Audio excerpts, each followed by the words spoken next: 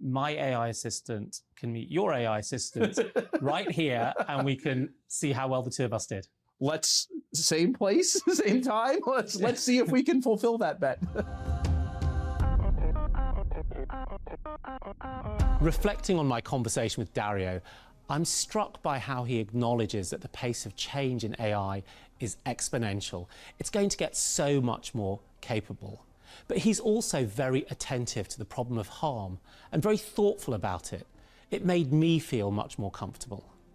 But it's also clear that the way in which we describe what we want from these AI systems cannot be left to the developers. It needs to be led by legitimate governments or citizens like us. I'm Azim Azhar, and you've been watching Exponentially.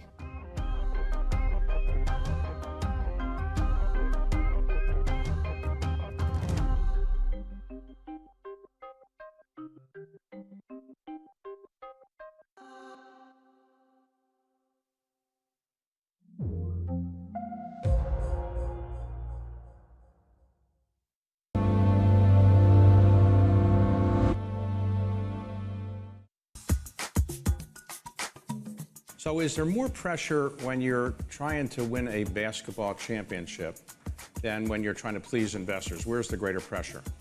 Oh, I think it's definitely trying to win a championship.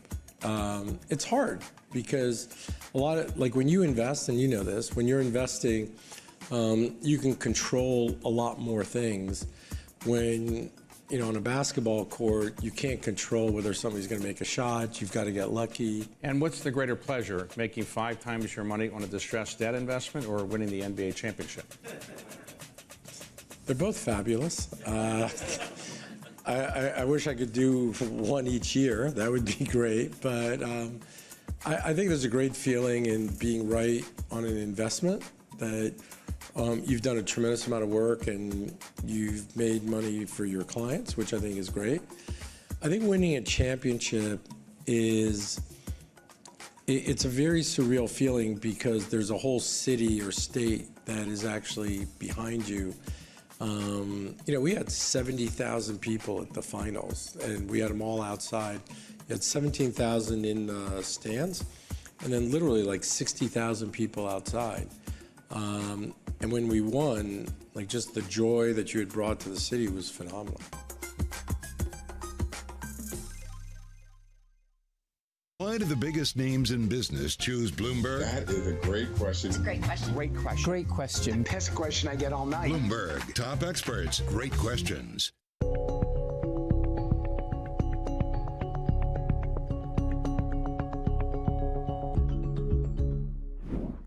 The EU is one of the largest and wealthiest consumer markets in the world, and there are very few global companies that can afford not to trade in the EU. So as the price for accessing the European market, these companies need to obey European regulations. That's not surprising. But often these companies choose that they will extend the European standards across their global conduct and their global production because they want to avoid the cost of complying with multiple different regulatory regimes. So there are benefits to standardization, benefits to uniform production. So all the EU needs to do is to regulate the single market. And it's then the market forces and the business incentives of global companies that transform that EU rule. Bloomberg has enhanced search on the terminal to deliver what you need when you need it. Now, you can simply type phrases in everyday English in the command line. Compare financials. Find people. Analyze markets. You can enter phrases or ask questions. What do you want to know today? Ask a question or visit SearchGo to find answers now.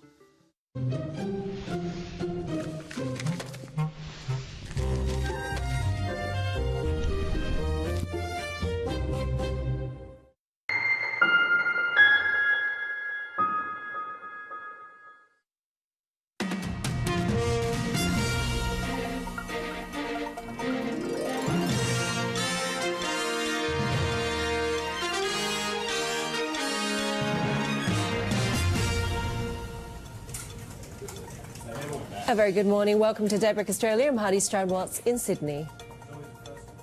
I'm Annabelle Drulers in Hong Kong. We're counting down to Asia's major market opens. Good evening from Bloomberg's world headquarters in New York. I'm Vonnie Quinn. The top stories this hour. Israel sends troops and tanks into northern Gaza in what it calls the second and longer phase of its war against Hamas. The escalating Middle East conflict is adding to pressure for markets amid an already packed week. A high-stakes US bond sale plan may steal the spotlight from Wednesday's Fed rate decision. And China's foreign minister warns of a bumpy road to an expected Biden-Xi summit. The two sides agree in principle to a meeting in November. Well, let's get a quick check of where we stand markets-wise. It looks like we're getting futures pointed higher. This after stocks fell for a second week in the U.S. last week, touching their lowest level since May. The S&P did rise Friday, but the index now down more than 10% from its July peak in correction territory. Investors punishing companies whose profit outlook is worsening, and obviously the geopolitical tensions as well. Yields falling for a second week, and you can see Brent crude just coming off slightly there, down about 0.7%, but there's been massive volatility. Gold has been rising. It's above $2,000 an ounce. And as I say, volatility in yields and in the oil and gas markets as well. You see the 10-year yield there at 4.83. Futures pointed to a little money coming out of treasuries, but we will be looking at safe havens like the US dollar, treasuries, and maybe the Swiss franc next week for a little bit of a clue on where markets think they should be going, with the central banks meeting as well. Israel sent troops and tanks into the northern Gaza Strip in what it calls the second phase of its operation against Hamas. Prime Minister Benjamin Netanyahu warned that this stage will be, quote, long and difficult. Let's get more now from Bloomberg's Ian Fisher. So, Ian, how is this campaign different from previous ground fights between Israel and Hamas? Well, in a lot of ways, but I think we can look at two. I mean, past wars, Israel's been looking very much to degrade Hamas, basically take it down a couple notches so it can't fire. Like we may have a gap and crap in our hands. Israel. This time, after the horror of October 7th, they're going in to destroy Hamas. That's going to be a much different order of magnitude, and it's going to take a long time. Second, Israel has said, under a lot of pressure from the U.S. and its allies, that it wants to take a much more cautious approach to its ground invasion. In the past, it's gone in, with a lot of people, try to get it done very quickly. Now it says it wants to be cautious, have a day-to-day sort of approach to it. I think, two reasons for this. They're under a lot of pressure to minimize civilian casualties. And remember, there's, what the Israelis say are at least 200 hostages that they would very much like to get out. Prime Minister Benjamin Netanyahu coming out of some strong questioning over the weekend about Israel's failure to detect the October 7th attack. And, as you say, there was all right, well, perplexing responses to how intelligence may have missed that. Are we seeing the pressure rising, particularly as you reference these mounting humanitarian? We got to move on to the actual important stuff here. Right.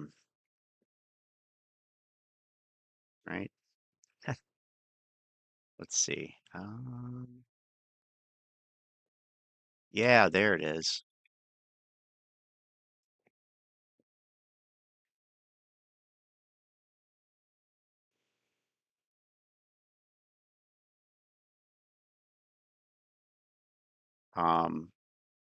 Actually.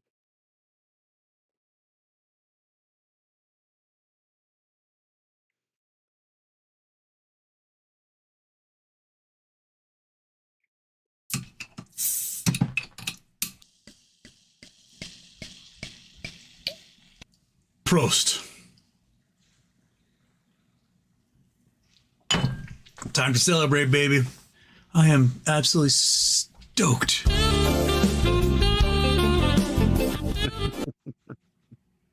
D, love Houston, pet all the animals for me. How the hell are people being bullish? Bbbyq, this filings are devastating. It is gone.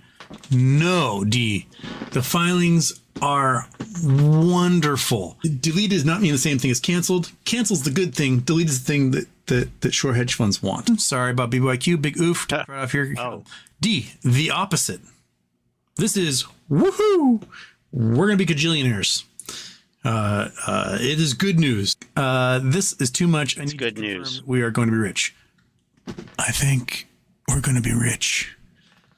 this is going to explode in a way that I don't think any stock has ever exploded before. This is woo woo woo woo woo. My average is like 28 cents. So so I'm currently underwater quite a bit, but it's temporary. So we'll be all right. Hedge funds are screwed. Hedge funds are screwed. Rather than peak price, what's the min price you'll start selling? 1,000? Doug Sifu is fudged. Do you think MOAS will happen? Will GME light the fuse? There'll be another meme stock. It's going to be this thing going. Butterfly. Ugh. I think Ryan Cohen's behind much of this.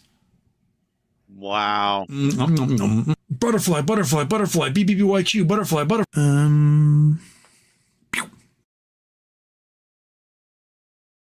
So we got that. Guess this was from a while ago, 4 weeks ago. You can't really make this stuff up. It's the good cancel. It's the it's the good Hodgkins, not the bad Hodgkins. See, BBBYQ was the good Hodgkins, you know. There is no good Hodgkins. That's Houston Wade celebrating the bankruptcy.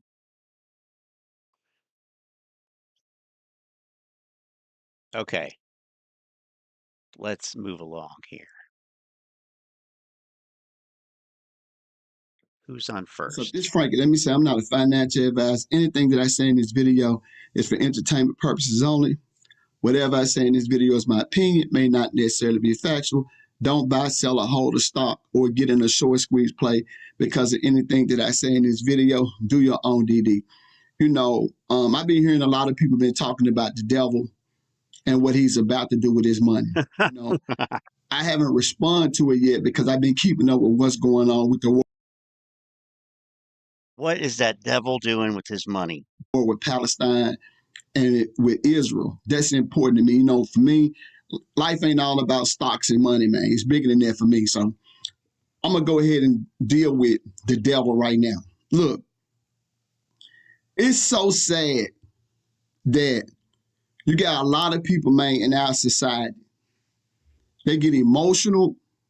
They get manipulated. And they can't think for themselves.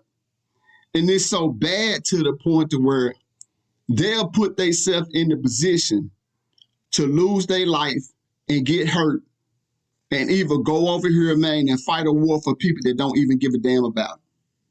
Because they just don't think. They emotional. You see what I'm saying? Let me say this.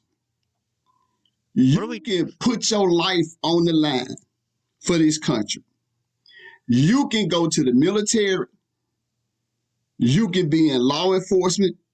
I retired from law enforcement, did it for 20 years. You can be in the military. You can be in law enforcement, put your life on the line. You could be an engineer, a doctor, a nurse, a humanitarian. You could be a teacher. You could be a firefighter, man. You could have fought in 5 wars for this country. I tell you what, put your money in the stock market. After everything that you've done, put your money in the stock market and try to build wealth for you and your family and try to get financial freedom for you and your family and see if they don't steal your shit. See if toxic short sellers or criminal short sellers don't steal your money. And if it was to be politicians, those in control of the financial system, they're going to sit back and let them steal your money. And they ain't going to say nothing to do nothing about it. That's because the American public and retail investors, they don't care nothing about them. It's all about 1%ers. What's he talking about? Out there. The stock market is up. How much? How much percent this year? It's up a lot.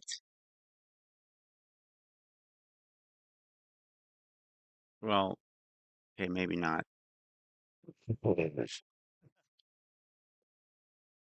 Is it really? Oh yeah, it says up 6% currently, the S&P. The NASDAQ is up 28%. So what's he talking about? And yeah, pardon all the lines here. Oh, well, they got rid of some of them. There we go. NASDAQ's up 28%. What are you talking about? Apple's up 29%. This is year to date.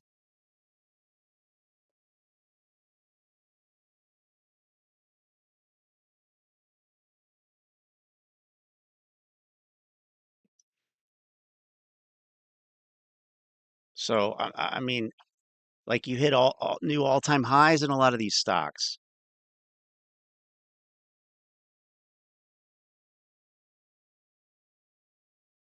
I don't know, man.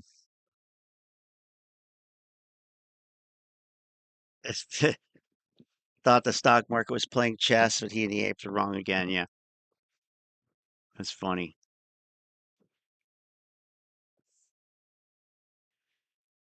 Now, I suspect maybe he means something like this. Maybe this is what he's talking about, but it's like, okay, but this is not the same as this, or this, or even this, or this.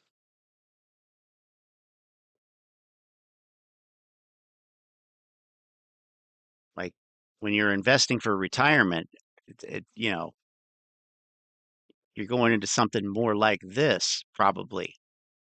Not something like this, or this, or this.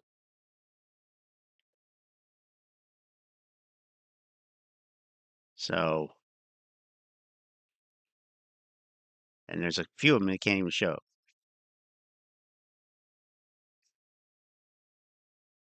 Like that. Or that. So Houston Wade was all excited about an invalid symbol. That's hilarious. But you weren't trying to build generational wealth for retirement with this. If you were doing it wrong, because this did that. Actually, it never should have done. It never, in all reality, should have done this. It wouldn't have. So that was probably, well, anyway, I don't know. Jeez. All right. That these 1%ers and toxic short sellers, like I've said in other videos, they stolen at least, man, over trillions of stolen over the past few decades. They have stolen trillions of dollars from retail investors. And the American public, they don't care about nothing. They don't value life. They don't care about nothing. They don't care about them owns. They care about themselves and greed. That's all they care about. You see what I'm saying? That's a system we have, bro. Upset, and what made me want to do this video is the devil. Now, so the word is out there that the devil is about to build a $1 billion home, probably the most expensive home in the United States. But now there's allegations out there that the devil over the past couple of decades, man, he's been responsible for making sure that making sure that he got rich and making sure that 1%ers got rich. And like I said, they stolen trillions of dollars from us. And you know, they said that the devil has been allegedly responsible for destroying thousands of businesses or companies. How? And they said that, you know, who are these people? Who are they? Who are these people saying this? Did he say? I don't think he said. What the fuck? Dollars that the devil has stolen from the American public and that he stole from retail investors. He did through security fraud, stock market manipulation. Where's he getting this information from? Shares. You see what I'm saying? You know, there are songs that say that the devil, he's the most corrupt market maker. These are just allegations now. Yeah, from whom? We're just talking straw man argument after straw man argument. They're saying this. The devil, what? He's the most corrupt market maker that the stock market and financial system has ever seen. Corrupt. Okay, how? What are you talking about? At some point, you have to get specific and actually provide some evidence. Otherwise, you're just an idiot. Bloviating, if you will. So, yeah. How do he get rewarded? The devil get rewarded by being able to build. They only make money. Home now in Palm Beach. They say it's a half a mile from Donald Trump. And don't nobody say the market maker makes money when retail investors trade. The money that he's taking. So stop trading. He gets the opportunity to build $1 billion home while financially destroyed thousands of retail investors financially. It's not his responsibility. That should tell you that he's more than just a market maker. How? It should tell you, man, that he's tied to somebody else. I mean, tied to something higher. It's bigger than him. This is garbage. For him to be able to what are you talking? Engage in all that fraud and corruption and build $1 billion home and don't nobody say nothing. You see what I'm saying? Yeah, man, because there's nothing to say. He's a successful person. Are you saying the same things about Jeff Bezos? Are you saying the same things about Bill Gates? Are you saying the same things about whoever? Larry Ellison?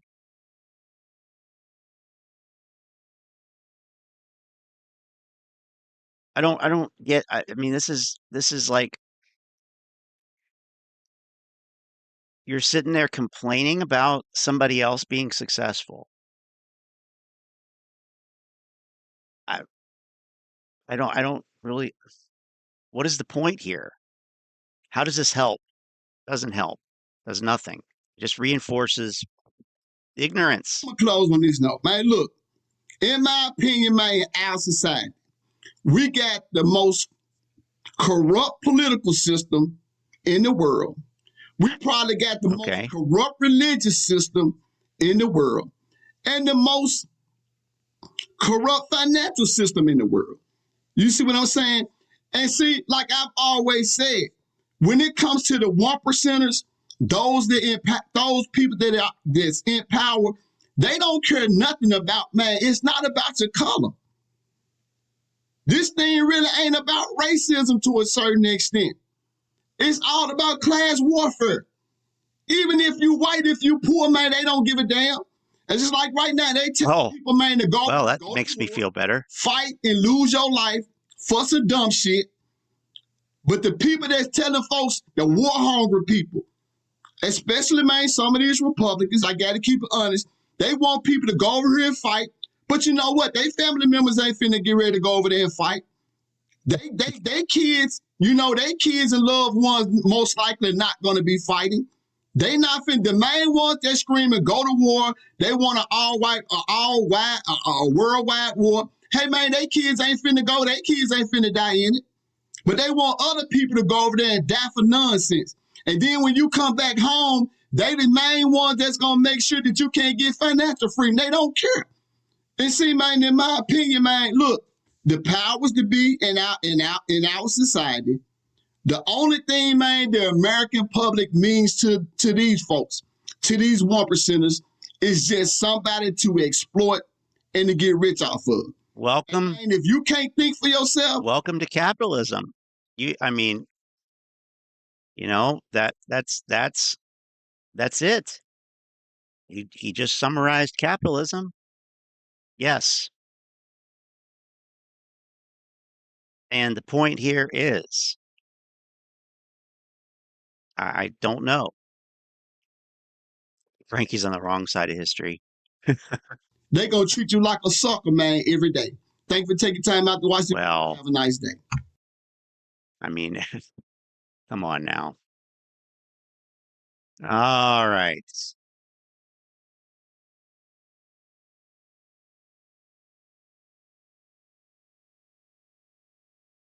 All right, going back through here.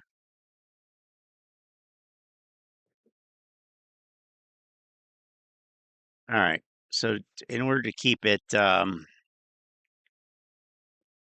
diverse, do a true, for it to be truly a World Series, there has to be somebody from somewhere else in the world. So this is the token foreigner. $1,000 per share in a MOAS scenario.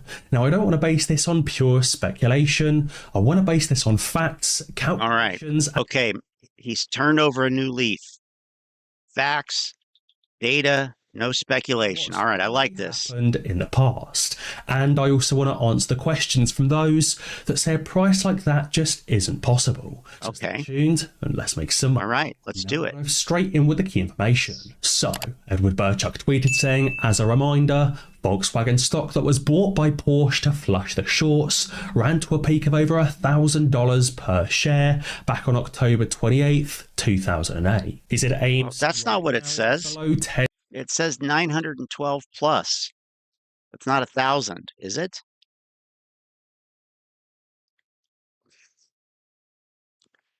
Was bought by Porsche to flush shorts, ran to a peak of 912 plus on October 28, 2008. Okay. Here we go. Share, which is below $1 pre-reverse split. And he said if Porsche, just one company, could wipe out the shorts and Volkswagen only hit over $900 per share, how many of those millions could we wipe from these short sellers? And he said he's not leaving until there's no more market makers left and the criminals are liquidated. So this article says a God damn it. So you say you're going to go off of facts and then you misread a fucking tweet from who? Edward Burchuk. Yeah, this guy has been putting out nonsense the last 2 years, a lot of which is highlighted by this clown. Come on. If Porsche, one company, wiped the shorts and only hit 912, okay, how much of them millions of ape holding can wipe these criminals from? What is that? That doesn't even make sense.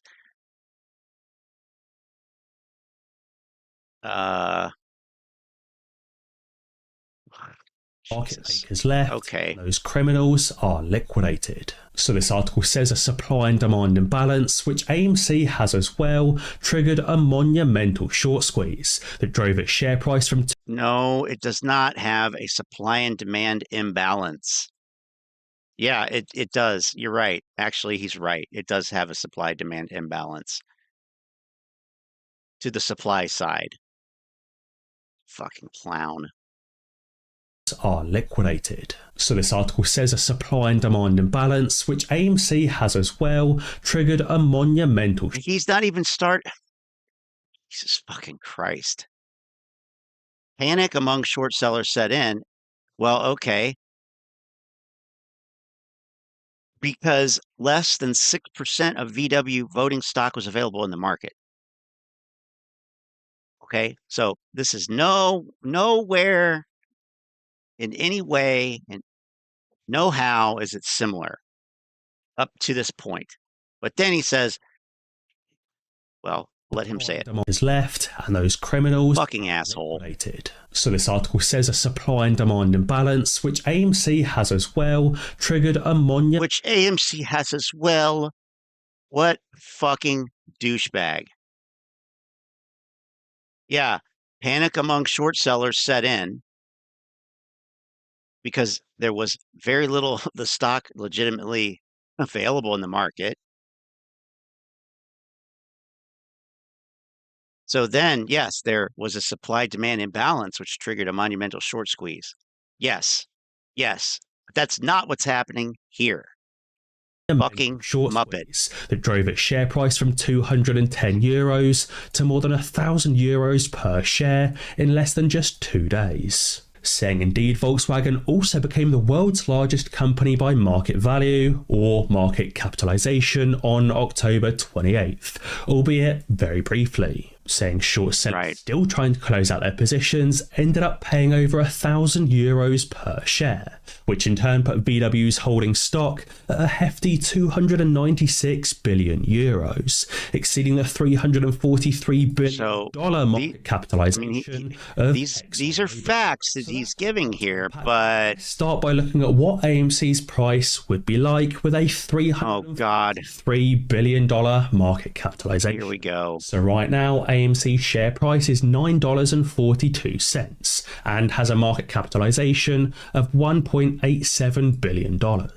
So if we take AMC's share price of $9.42 and its market cap of just $1.87 billion and multiply by VW's old market cap of $343 billion, you get an AMC share price of $1,727 per share. What? But let's also remember, for a very brief period in time, Volkswagen was also the world's largest company by market. I don't care enough to go back and look at the fucking math. Or so years, and due to what the fuck was that calculation that he just did in the world since then? That was some bullshit. Companies by market cap have increased significantly. Right now, ExxonMobil is no longer. Oh, I'm sure that's what Morant said, but I don't care. Apple with a market cap of $2.6 trillion.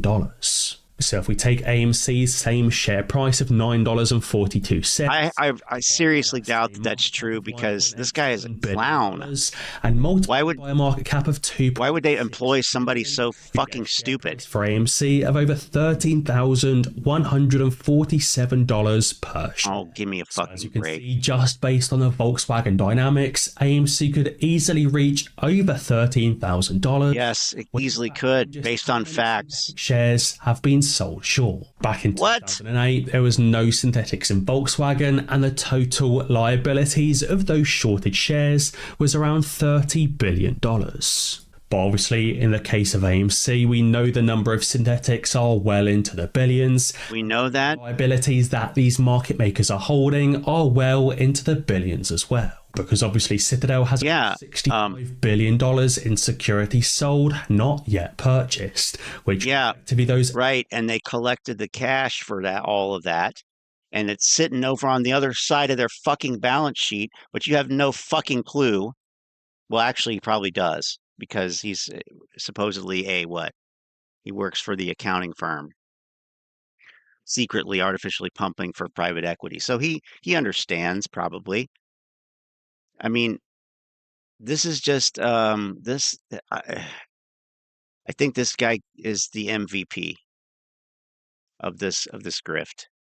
I mean, this is putting it all together in such a terrible way. We know that there's billions of synthetic shares. No, you fucking don't. You know nothing of the sort. He said he was going to use facts, evidence. Well, that's right. Morant works for Google. That's right. Imagine saying that, thinking that. I mean, I don't care if you're a monetized YouTuber, but saying you work for Google.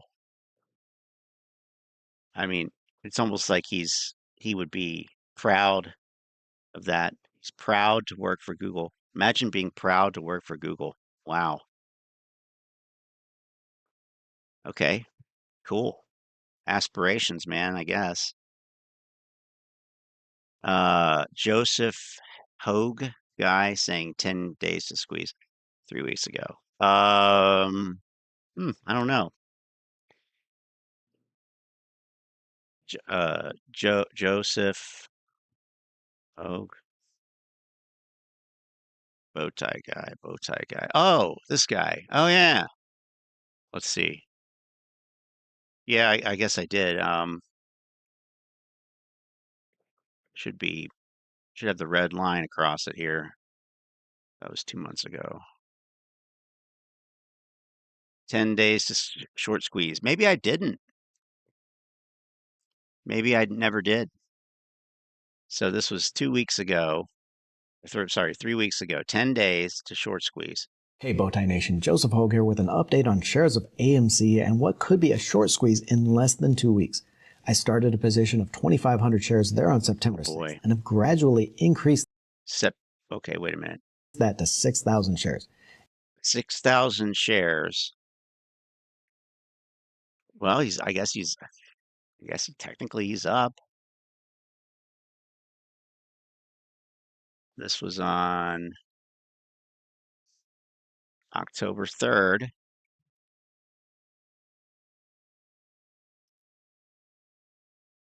Yeah, all right.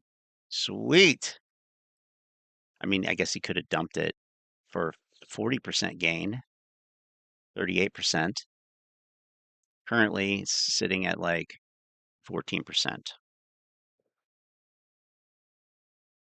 All right. It's still about 10% under my cost basis of $9 a share, but there are 4 catalysts, 4 events that could unfold over the next 2 months and will take shares of AMC higher. In fact, 2 of these catalysts have already happened, and a big one is hitting in 10 days. Let me guess. I personally invite you to get the weekly Bowtie, our free weekly newsletter with all the stock market news. Let me guess. You need Taylor Swift. Each week before the market opens, I'll show you what I'm watching and the stocks that could highlight the week. It's our turn to walk through these 4 catalysts for AMC shares high. Okay, here we go. And kind of a wish that all investors have. Any one of these catalysts could send the shares higher, but all 4 of them together are going to change that risk reward for short sellers. That first catalyst is one of the 2 that's already happened with this new share sale.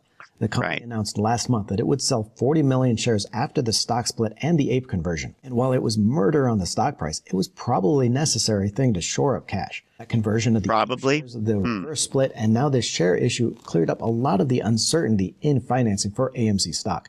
It also added $325 million in cash to the company's $435 million in existing cash. That cash is going to easily cover the debt maturities through 2025 and means the nearest debt maturities for this company are in 2026, giving it and investors more than 2 years of leeway. Now, the second catalyst for the AMC is progress on that actors strike. We saw a deal on the screenwriters strike last week, so they're back, but the Screen Actors Guild is still on strike. The negotiations are set to resume this Pretty sure they're still on strike too. And following the negotiations on that writer's strike, I think this one is going to be a lot faster and probably cleared up over the next month. The third catalyst, this is the big one. This is the start of the Taylor Swift Eras concert film. The movie, produced by the singer herself, so you know she's going to be promoting it, is set to premiere in LA on the 11th. Well, they're said to see talks. Theaters across North America on the 13th. Said to see progress in talks, but pre-sales. We actually have news. And is expected to top. There is actually news on this that actually is relevant. So let me bring this tab in here.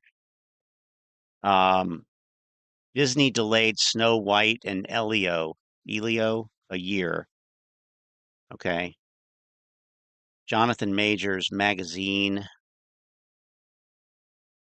Dreams, they pulled it from the calendar altogether. Okay, so that's 3 from Disney that have now been delayed.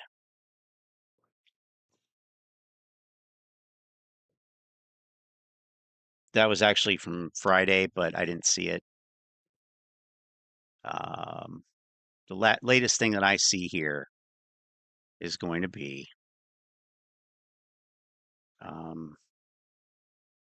it was just 15 minutes ago. Studios said to see progress in talks with striking actors. Sounds like they're still on strike to me. But yeah, it was being reported today as well too, but it was reported, I saw it 2 days ago. It said the Disney films, two Disney films delayed and one was pulled. So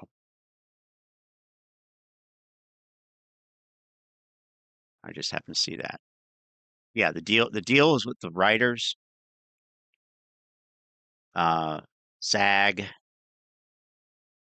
is still on strike.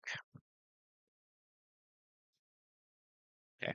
$150 million in its opening weekend. That would make it the second highest opening this year after Barbie and the 20 million in pre-sales across North America on the 13th. It's already booked over 65 million in pre-sales, shattering records, and is expected to top 150 what records? Opening weekend. Tell me what record it shattered. Highest opening this year after Barbie and the 28th of all time. AMC also recently announced that it was working with partners on agreements with more than 7,500 theaters globally to release the movie around the world. This thing is going to be big. The fact that the stock hasn't already popped shows really the strength of the short sellers. Oh boy. I think they're underestimating the success of this event. The tour itself was only in 20 U.S. cities. And so what did he say? How much he say it was going to make? The movie was winning this year after 100 booked over 65 million in pre-sales, shattering records, and is expected to top 150 million in its opening weekend. That would be the second highest opening this year after Barbie. That did not occur. Of all time. AMC also recently announced.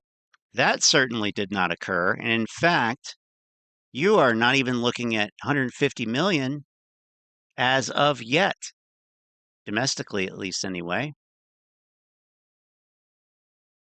149, 344, 861, 149 million. After the first weekend, it was 92 million.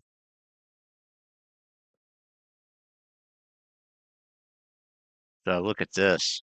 Friday did 4.8 million. So the first weekend was around 30 million a day. Second weekend, my guesstimate was around 10 million, which is about what it was. I don't know if I made a prediction on this weekend, but 4 or 5 billion. I mean, million. I'm sorry, 4 to 5 million. Taylor Swift has 1 billion.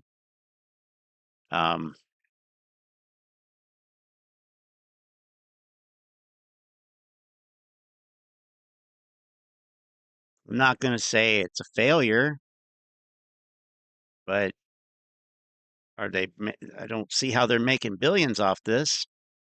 Announced that it was working with partners on agreements with more than 7,500 theaters globally to release the movie around the world. This thing is going to be big. The fact that the stock hasn't already popped shows really the strength of the short sellers, but I think they're No, actually, the fact that the stock hasn't popped yet, kind of in retrospect, doing retroactive DD here, if you will, it appears that the market was pretty much right not to run up the price because guess what? Yeah, it's I'm not going to say it's a failure, but I mean it's maybe it's quite tepid as far as I'm concerned. Anyway,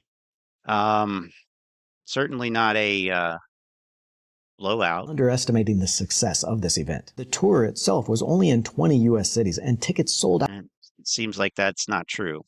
It seems like they didn't underestimate it. It's going to be a chance for millions to see the concert anywhere they are, even internationally, for just $20. You're going to see a lot of the Swifties even going back to the concert to relive it again. Even more than just this one movie's success, though, it could prove that next evolution for the movie theater business and start a trend in movie concerts that's just going to add another revenue stream to AMC. The fourth catalyst for that is so delusional. That big wish of every investor here. But the Q3 earnings report is scheduled out on November 9th and is going to be an opportunity for a short squeeze. Analysts are expecting the company to report a 21% jump in revenue to $1.17 billion. Oh, Jesus Christ. To come down to just 40. So this is the versus a loss of almost 2. This is the last Hail Mary. Reporters saw the success of both Barbie and Oppenheimer films. If it doesn't happen within 10 days, then he's got his November 9th date. It's a very good chance that AMC beats those numbers. More importantly, though, the report is going to be the chance for AMC to talk up those early numbers on the air. It doesn't even matter if they beat the fucking numbers. The stock can still collapse. I mean, you have actual companies, actual good companies beating earnings with stocks dropping like flies afterwards. So, I mean, this is a terrible assumption. How much is going to be adding? It's a terrible video. Sales. And that brings us to the big wish of every AMC stock investor, not necessarily a catalyst because we don't know when it's going to happen, but that AMC kicks CEO Adam Aron to the curb. Aron was named CEO in 2015 and is also the This is the thing? Really? This is wow. Chairman of the board of directors.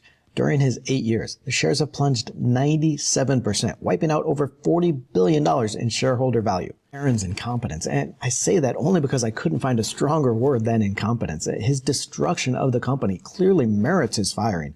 He's unanimously hated by the company's investors, and he owns less than $3 million in shares. That's just 0.1% of the company. That's less than a third the average CEO investment in their company, according to this study by Harvard Business Review. The man is... Okay, so many things there, but I'm just going to go back and pick up one of them. I say that only because I couldn't find a stronger word than incompetence. His destruction of the company clearly... Destruction of the company. This guy should know, if he's a CFA, that the stock price is not the same thing as the company. Number one. Number two, destruction of the company. I mean, and I'm not defending Adam Aron. I don't have any dogs in this fight, except to represent reality and what actually can be shown with evidence. How did the number of theaters and the number of screens change over Adam Aron's tenure? Did it go up or down, or did they what happened? He doesn't seem to know, because he's gauging his whole tenure off of the last 2 years, when the stock went up to an completely overvalued bubble. I mean, this makes no sense. He's got to be grifting here. This is grifting, right? Merits his firing. He's unanimously hated by the company's investors, and he's unanimously hated by the company's investors. Wow, what a difference 2 years makes. I mean, think of it. 2 years ago, he was going on YouTube channels of AMC influencers, doing interviews. He was the silverback ape of the CEO suite. I mean, now he's unanimously hated by the company's investors. Yeah, you can't call them investors. First of all, here's the angle I'm going to take. You can't call these people investors. Come on. Company clearly merits his firing. He's unanimously hated by the company's investors, and he owns less than $3 million in shares. That's just 0.1% of the company. That's less than a third the average CEO investment in their company, according to this study by Harvard Business Review. The man is a terrible manager. He has no faith in the company and no stake in its success. The only reason why I put this as a wish instead of a catalyst is we don't know when it's going to happen. The fact that he's been able to stay on for so long after destroying so much of the company is just leads me to believe that the rest of the board of directors is just as incompetent as he is. So putting all of this together, we've got the company's finances supported through the next 2 years. The Hollywood strikes are coming to a close. It's just going to clear up a lot of uncertainty. As we get closer to the release date on this Eras concert movie, I think we see the stock gradually making legs higher. We've already seen that start happening since the September low on the 11th. Shares did stumble a little bit last week, but made it up by the end of the week. And from here, if we can get that slow escalator upwards on the shares and that build up to the concert release, I think you're going to see a lot of these short sellers getting out of the bet, just not wanting to bet against the Taylor Swift steamroller. That's going to support the shares higher and push more shorts out gradually during the concert, especially if we get a strong global launch. We're going to be hearing about those. And it's just going to surprise everyone. Okay. It's going to support the shares higher, be very painful for the shorts who are going to close their positions even faster. Now, I'm looking for a price target above $10 and likely between that's it. 16 if we can get a short squeeze, but if this thing blows up here even higher. Shares jumped more than 100. This is the Eras release right here.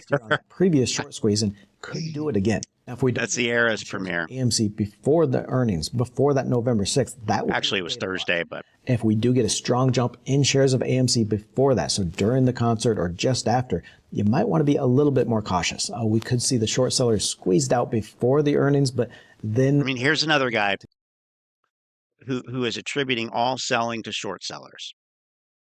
I mean, please be more disingenuous with your description of what's happening. Could you please be more disingenuous? Oh, look, it's a short squeeze. Oh, look, it's a short squeeze. Oh, look, it's short selling. I mean, give me a fucking break. To attack garbage just before the earnings date. Attack it. With all the stock market news. They're going to attack it. And strategies. Yeah, somebody needs to attack this guy. So, Yeah, that obviously did not happen. Was this his last video about it? Or does he have a video? Oh, sorry, guys, I was wrong. No, he's going to wait until November 9th after the earnings, probably. Well, guess what?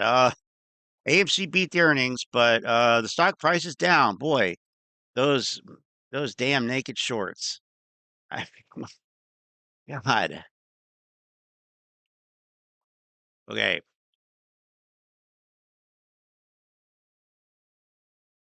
Oh, Jesus. Literally, Jesus. Here he is.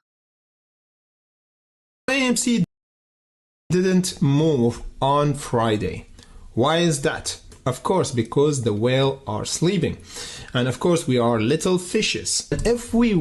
The whales are sleeping. Sure, that's it. Sure, that's it.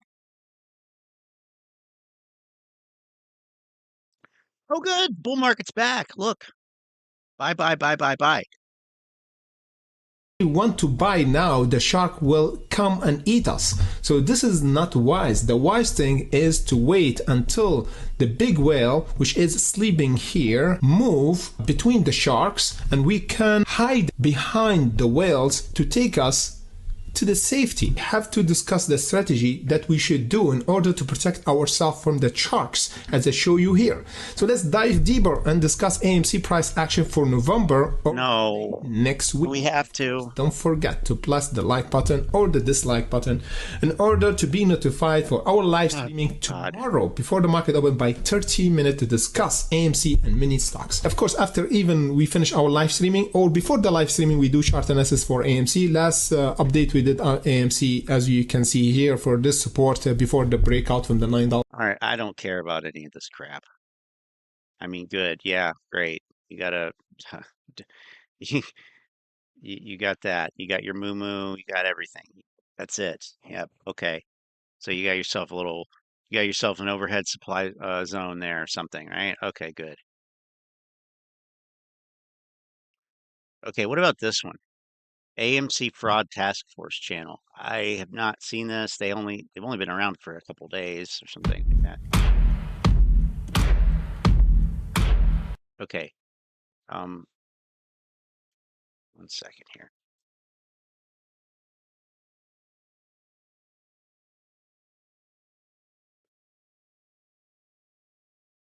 All right.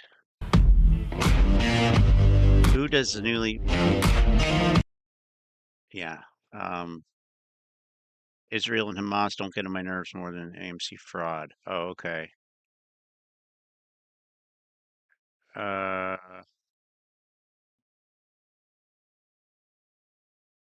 Okay.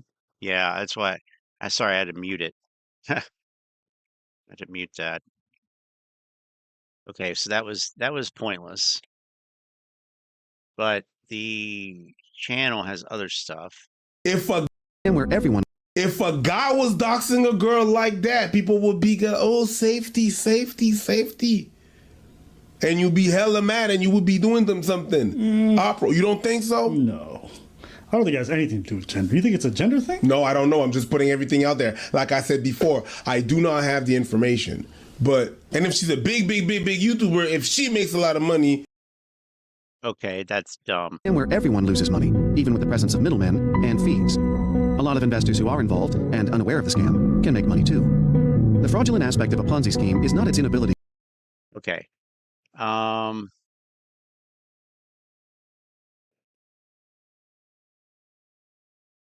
Okay, well, they had 9 months ago, they have something, and then they have some shorts more recently. Okay. Explicit photos of himself to what was presumed an 18-year-old Russian girl. Now, it's being reported that Adam Aron was catfished, but more so than that, Adam Aron, who has been married since 1987, mistook her for a woman with whom he had had prior relationship, asking whether she was a ballerina who had done unmentionable things to him. According to court documents, the two began trading messages. I think the quote was actually unspeakable things. And Adam eventually sent her explicit pictures, including him and another woman. I doubt that was his wife. I'm assuming, right? But this report... Okay, maybe we did watch this video. So I guess it was underwhelming.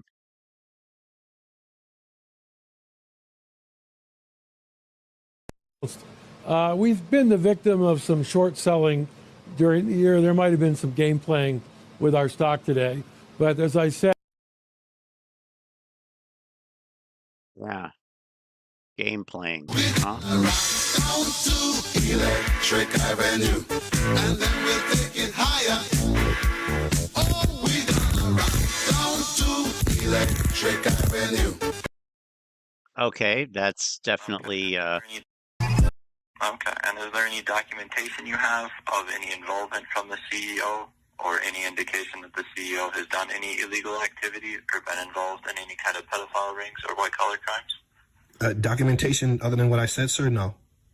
Okay, and is there any documentation you have of any involvement from the CEO or any indication that the CEO has done any illegal activity or been involved in any kind of pedophile rings or white-collar crimes? Documentation other than what I said, sir? No. I mean, chances are that he didn't say any documentation, but that's just chances are. Okay, I've been waiting for this one. Hello friends, today I have taken... Now, you saw the thumbnail. Elon Musk buys $2.9 billion stake in AMC Entertainment Holdings Incorporated. Watch the video now. It only has 21 views, so not really that Very important. good stock for you, that will give you very good returns in coming days. Yes, all of my friends, that stock is AMC Entertainment Holdings Inc. stock. Friends, AMC premium voice here. $9.15 USD. Level on October 27th. Friends, if you want, you can invest now on AMC stock and you can earn good profit in coming days. Oh my God. AMC Entertainment Holdings Inc. company market cap is $1.815 billion. Friends, stock target $192. Give me a fucking break. What the hell is this shit? Theatrical exhibition business. This is company. I guarantee this is an Indian channel. Is it not? I don't know. You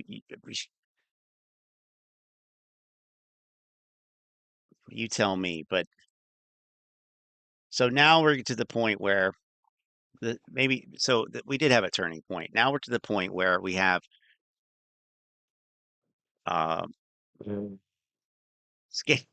scammers, would-be grifters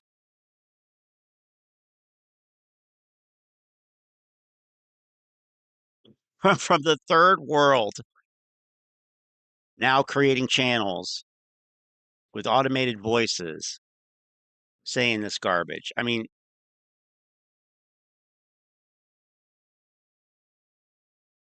because of the perceived demand of information, I guess. Has interests in theaters in the United States and Europe. Jesus AMC Entertainment Holdings Incorporated was founded in 1920 and is headquartered in Leawood, Kansas. Good. Friends, AMC Entertainment. This sounds like the fucking voice on the National Weather Service alerts. I feel like I'm about to get a fucking tornado warning. Company related to communication services sector and its. It is a tornado warning. Industry. This is a contrarian indicator. It can be interpreted as a tornado warning. Number of employees working on this company is above 2,500 and the company is headquartered. Fucking damn! Where's the Elon Musk part? All of Zeta. You can buy AM now on AM and take a good stock video. My good returns in Comings days. Oh my God! All of my friends, please subscribe my YouTube channel now. Friends, thanks for the watching. Friends. God damn it.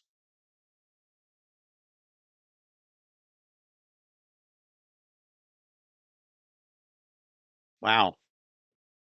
It won't even show me the 2 comments. That's a good sign.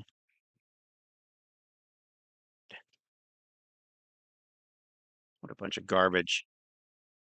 So then we got Benji and we got Newark Angelo putting out garbage today too. We have somebody else doing that stupid $13,000 calculation. Yeah, I did.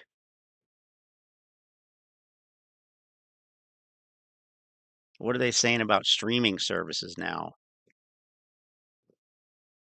What is this all about? So Netflix wants to open human squeaky toy, Benji. cinema-like stores. Wasn't the narrative that streaming is the future and that's why cinemas are dying? Well. How the tables have turned, lol. What we're probably going to hear next is that Netflix wants to rent out commercial space and put seats inside of a room and put a screen on the wall. It's almost like Netflix wants to become. They probably want to do that. This ape says, nice to see the algos frequently being unable to hold back AMC lately. I've been seeing that across the board over the past few trading days as well. It's a good sign for sure. Hold on a second, but I can't go. So what is the actual story here? Let's find out. Netflix.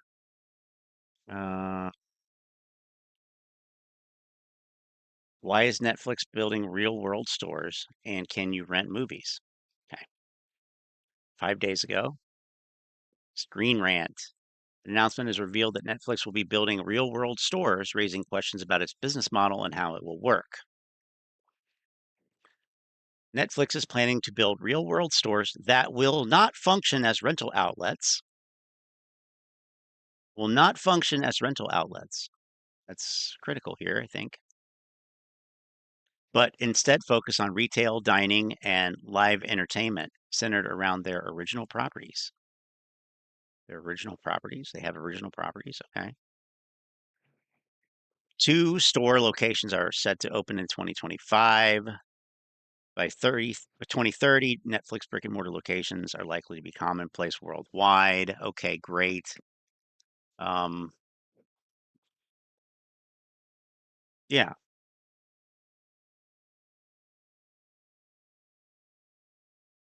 They won't be rental outlets. So it's just a novelty thing. No, they do not want to open cinema-like stores. No, that is not the case. Melanie. And put seats inside of a room and put a screen on the wall. It's almost like Netflix wants to become AMC. No, it's not. Could you imagine being so obtuse to say something such as that? God fucking damn it. Hey, Lynn. Good afternoon from the West Coast. God, it feels like it's 10 o'clock already here. It's only 7. All right. Now, crystal ball. It's nice to see the algos frequently being unable to hold back AMC lately. That's what it was. The algos were unable to hold back AMC on October 9th, and it's currently October 29th. You fucking grifter. God damn it. What a dick. Let's use a tweet from 20 days ago. Okay? I got no problem with that. Sure, fine. The past few trading days as well. It's a good sign for sure. Eventually, it'll be a massive surge that the shorts get scared on and rush to close. No rush though, because moving up gradually is fine also. Higher floor to launch from. So yes, of course. Right. as AMC stock starts to get a little bit higher and higher over the last few trading days, it does make an argument and it does make a theory that this could be. What are you talking about? Here? No, it's not. Liftoff, it's going to be beautiful. This new post says that here's the irony of this dumbass tweet right here. And what he was saying was the tweet was from the 9th, right here, and it did go up and then went back down. You fucking idiots. Oh my God. And once we see liftoff, it's going to be beautiful. This new post. Lynn is catching like some 2021 vibes here. Probably. Because this is ridiculous. This is retarded. As if not everything after this will be seen as a flop, then one Lambo. And this is in regards to Taylor Swift's The Eras Tour movie will become the top grossing concert film ever in just one weekend. And all this. Did that actually end up happening? I don't know. Top grossing. I mean, concert film. I mean, who cares, first of all, but.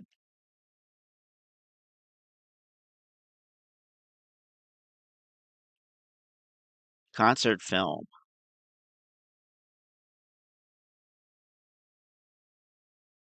Oh, worldwide. Yes, of course, worldwide. Number two is Justin Bieber. Number 3 is Hannah Montana. Number 4 is One Direction. Number 5 is Eddie Murphy from 1987. So in the top 10, you have 1, 2, 3, 4, 5 bullshit pop artists. And yes, I did just say that. I did just say that.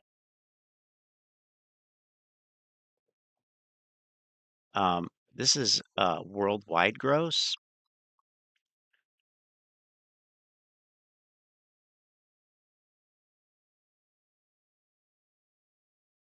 I guess that's all we get. So it was double of Justin Bieber. Okay. Cool.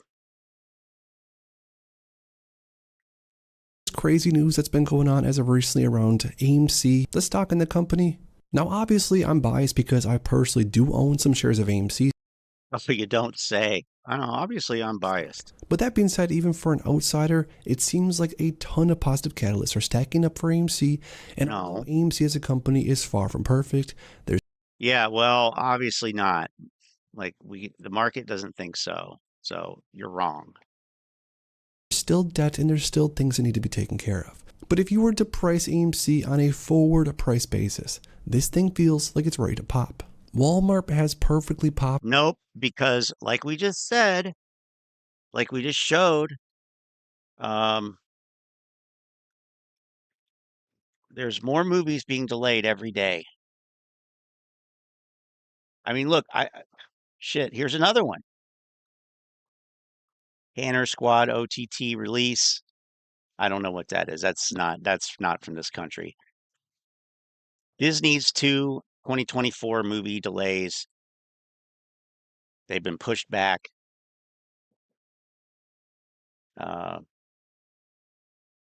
Live action Snow White film delayed. Yeah, shouldn't have made it live action. Should have just gone with what you know. Aquaman 2 delayed for third time in 4 years. How about that one? Warner Brothers. Aquaman 2 delayed for third time in 4 years.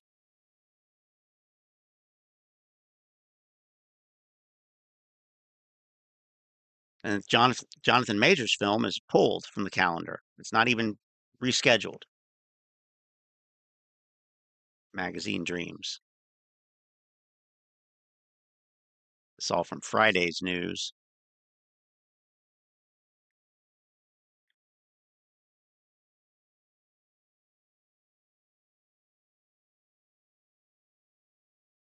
All from Friday still. Some TV shows are canceled. We don't care about that. Venom 3, Beetlejuice 2, and more films potentially delayed if SAG strike continues from Thursday. So, I mean, talking about forward projections, okay? No, you're not paying attention.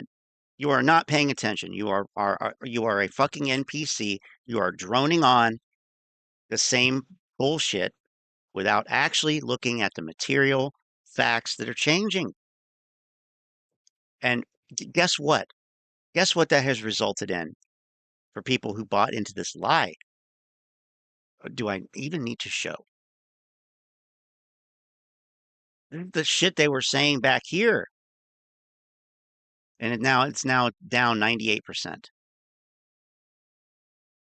Give me a fucking break. This guy belongs in jail. Popcorn as its best rated and best reviewed popcorn in the entire category. Move over Orville. So sure enough. Oh, really? Best rated and really? I can't even find it at my Walmart. They don't even have it. They don't even fucking have it at my Walmart. They don't even have it. I have video of me looking for it. Couldn't find it. It's not on the shelf. There's not even a place for it. I guess you have to buy it online. I don't know. I don't buy my food online. So anyway, TBT eligible though. AMC Theaters popcorn. That's good news for them. Good reason. I've had it. It is amazing. It's the best platform you can honestly buy in grocery stores, in my opinion. Comment down below if you've had it, and comment down below your honest thoughts. Yeah, Model 3, which I mean, how can they honestly say is bullish for next year? It's ridiculous. It's ridiculous. Absurdity. A bunch of nonsense.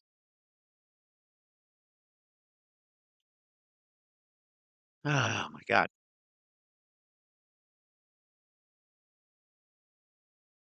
She could indeed. I bet. Let's see. Oh boy, look at this.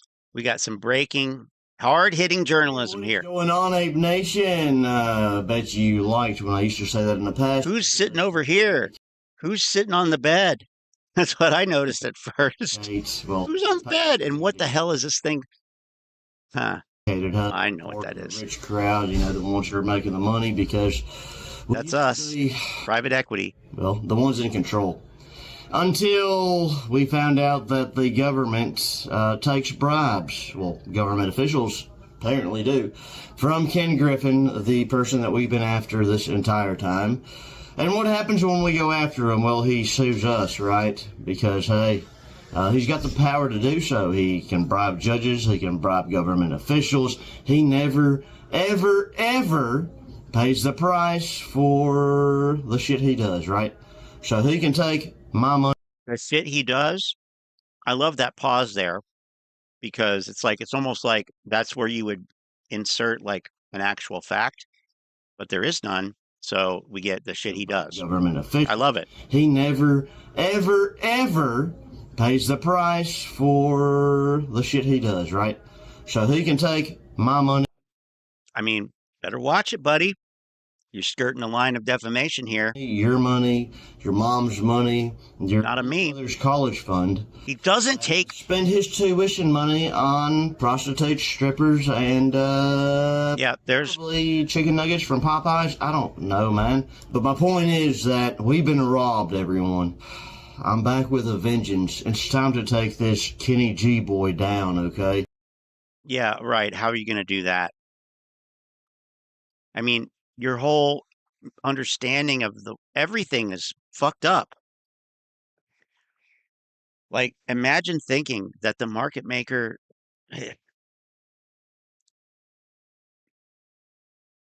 Oh my God. I'm just going to let this play. I don't have the energy. It's Sunday night. I don't have the energy. It's time to make everyone aware of what the hell's going on. It's time to stand together and fight like nobody's business. Now, today's video will be short. I'm just kind of trying to get in the groove of, you know, putting out videos every day again. So I wanted to kind of touch base with you guys, kind of tell you what's going on before I left to go out of town, because that's what I'm actually fixing to do. Probably in less than 5 minutes, I'm leaving. I've got some pre-planned events to tend to, right? Fun event, by the way. But anyhow, let's talk a little bit about Ken Griffin and his politics. Anytime Ken Griffin, which we all know that these billionaires are involved, well, they have a hand in what happens in the political world, right? They influence who gets elected or, you know, who gets put in, you know, a position of power. And they do that because they select based off of they select their candidates based on who is going to, well, show them favoritism, right?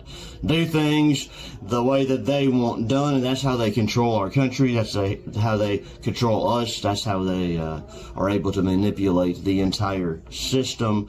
So Ken Griffin used to support Ron DeSantis as a presidential candidate. Ron DeSantis? Why he would want to support Ron DeSantis, if you don't know who the hell he is, I suggest you use your Google button. The dude's a complete waste of space. I'll put it that way to be nice about it, right? Ken Griffin has his sights on someone else, okay? Apparently it's not Ron DeSantis. He was talking about else. Found out about this in an article. Now, I don't know who in the hell this person is, never even heard of her, but I'm about to do some serious investigating, and that's why I came on here to share this with you guys, so that maybe you guys can do your homework too, for those of you that don't know who the hell she is. But let me just, address this article or read part of it to you. Here's the highlights, okay? Citadel founder Ken Griffin said his one-time favorite candidate, Florida Governor Ron DeSantis, needs to win Iowa to have a chance. That shit better not happen, okay? He don't need to win Iowa. He doesn't need to win Arkansas. He doesn't need to win Memphis, Tennessee. Anyhow, Ron DeSantis is a total douchebag, in my opinion. Griffin, who has been looking for an alternative to former president. You don't hear me disagreeing there. But Nikki Haley Nikki Haley. Star. Oh, boy. For my air quotes, but that's all I've got. So Nikki Haley, that's the woman I was speaking about. Never heard of her, don't know who the hell she is, but now I'm very much interested in who the hell she is, and I'm about to start doing some digging so I can report back to you guys, of course, when we can figure out what the hell we're going to do about it. Griffin was speaking at the... You'll never guess where he was speaking, okay? It's happening in New York. So it was close to the media. So can you imagine what kind of conference Griffin could be speaking at that was close to the media? If you're thinking Robin Hood, well, it sure as hell wasn't a Weeble conference, you know? Billionaire Citadel founder King may have a new favorite candidate in the same primary. Robin Hood, who was originally a prominent supporter of Florida. Didn't I do a video about that? I think I did last year. Governor. I did last year. A rock star Wednesday in front of a crowd of the previous Robin Hood and philanthropists speaking on stage with fellow hedge fund billionaire Paul Tudor Jones at the closed to the media, as I said, Robin Hood conference in New York. Griffin said Haley has momentum and experience while chastising the policy decisions of DeSantis over the last few months, a person in the room told Insider. We're going to see Governor DeSantis face pressure to justify and explain his decisions, and that's a moment for him to mature, Griffin said, for DeSantis to have a chance. I did indeed. So check this one out. Look at this douche. This is from 1 year ago. Maybe we should do a little sidetrack and actually watch it. See how bad it was. This anywhere on YouTube yet, so I figured, what the hell, I'll throw it up. Even though it's a positive story about Ken Griffin. I heard this on Tasty Positive morning, actually. He placed a winning $8 million bid in the auction Monday for a seat on a space flight with Jeff Bezos, Blue Origin. Oh yeah, remember that? He 2 seats for a buy one, give one auction at the nonprofit Robin Hood. Not that Robin Hood. We're talking about the Robin Hood Foundation, anti-poverty organization in New York City, founded in 1998, has nothing to do with the ape's favorite Robin. 1988, I believe. I misspoke. But anyway, that's true, though. It has nothing to do with the apes one. Poverty organization in New York City, founded in 1998, has 1988 with the ape's favorite Robin Hood at their annual benefit for New York City. Griffin, Blue Origin, and New York City's Department of Education will select 2 teachers to take the space flight. There's not really any other details in this article except that they haven't selected the teachers yet, and they also don't have the timeline finalized as much. Wow. And this was from more than a year ago. It's from May 12th, 2022.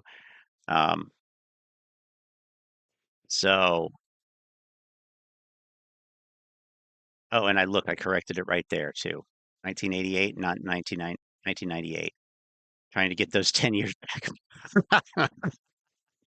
Yeah, I guess I am. Okay.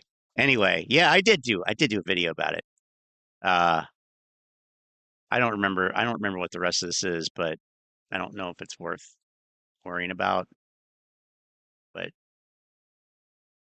look at this. There's freaking chapters in it. I put chapters in here. Look at this. I put chapters. Wow. AMC price stock prediction. This is a 30 minutes chart. Yesterday we talked about not. Oh, this was a Maverick of Wall Street. He was AMC. He was channel. All right, Mav, take us home. And here's AMC. This is a 30 minutes chart. Yesterday we talked about not making lower lows, and that was a good sign that perhaps AMC could move higher. The problem is we're not making lower lows in a flush down way, in a decisive way, but we made lower lows today. I would have preferred if AMC went down all the way to the support of 1424 and then get a rebound from that point on. But for now, you cannot take the action for granted. But here's an important point. If 14.24 is broken as support, AMC will flush down big, all the way to 10, if not 5. So breaking the support will be a massive shorting signal. Now, like Tesla, this is a cheap stock to short. And I know that the AMC apes will say, wait for the short squeeze, the holy short squeeze. You're going to see. Not after you break 14.24. There is no short squeeze. You're going down to 0. Moving on to the conclusion. Well, that was May 2022. What happened? May 2022. Well, it looks like the Maverick of Wall Street was wrong. Oh, no, he was right. It's down 85% from that point. So, no, he was right. Never mind. But anyway, yeah, it was not Robinhood. It was Griffin said he different Robinhood. Iowa. Meanwhile, Christie, the former New Jersey governor who counts billionaire Stephen Cohen as a supporter, is done if he loses New Hampshire. Griffin said the Citadel chief has been keen to find a GOP alternative to former President Donald Trump. Okay, good. So Ken Griffin runs everything, rules the world. I gotcha. Let's get rid of Ken Griffin. Vote him out. All right, let's check out Hannah. Offers I think we had enough of him. We should probably move on to the, well, maybe before we get to PP, do we want to do the Morantz complaining about the... That's pretty funny. Let's do Morantz complaining about Dan Olson's new document. I love this. This is third order observation here. This is great. Baudrillard would be proud. So we're watching someone's reaction. We're watching and reacting to someone's reaction to Morantz. Okay, got to keep that straight in my head. Elementary. Third order observation. In this day and age, if you believe that, groundbreaking. You haven't been poor. You haven't been poor. Wow. That must be nice. Cult of Cautious Optimism says, is meme stock lover the same guy as the Donald Trump fan from forever ago? Could be. He's got a possible ban evader monitoring thing, so I don't know if you guys can see that, but I can. Might just be a mod view thing, though. First Name Bunch Number says, it's one meme stock, Hannah. What could it possibly cost? $4,500? Only mods can see it, yeah. Yeah, it's someone who's been here before and got banned.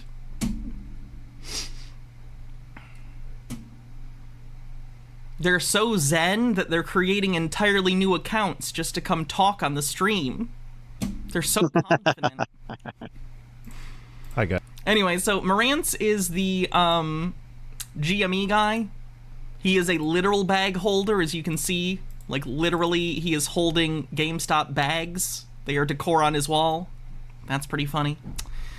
Oh, so Dan Olson, so maybe a put out a fourth derivative here on the whole history of the meme stock thing and how bonkers it is. Yes, the fourth order observation. Wow. So we're gonna take a look. You're still 75% confident in BBBY working out? What? Okay. You're wrong. I'm 100% confident you're wrong. My number was higher. I win. Woo! What do you want that statement to be? I know you think that. That's why you're here. We know. I'm aware. Morantz is your god. See? That's funny. That's actually weird. Are you just a troll? Because honestly, most BBBY people hate Morantz because he shit talks Bed Bath. So you might just be a troll that doesn't even give a shit about this, which would be kind of funny. A little sad, but you know. Maps and Mimic says, oh, do you think it's that other meme stock guy that was here a while ago? The one with the admitted gambling addiction? Maybe. And welcome back to Morantz Rants. Plenty of good information, a little bit of motivation, a whole lot of truth. No financial advice. Whole This is a lot of one truth, not financial advice. Big session. No edits, no cuts. About, well, propaganda. Now, I know there's a guy. Not an elitist GME person. That's good. GME people don't really have a right to be elitist about anything. Let's take a look at the stock these days, shall we? Still Oh, but see, you can't go off of that. but it has been dropping, thankfully. It's down to 15. Still got a decent way to go to be reasonable, but what are you gonna do? Guy out there called. Why do you believe in GME? I'm so curious. I'm so curious why you think GME is going to be a successful business in the future. Ryan Cohen. With Ryan Cohen as the CEO and his recent email that just said, like, hey, stop spending money, employees.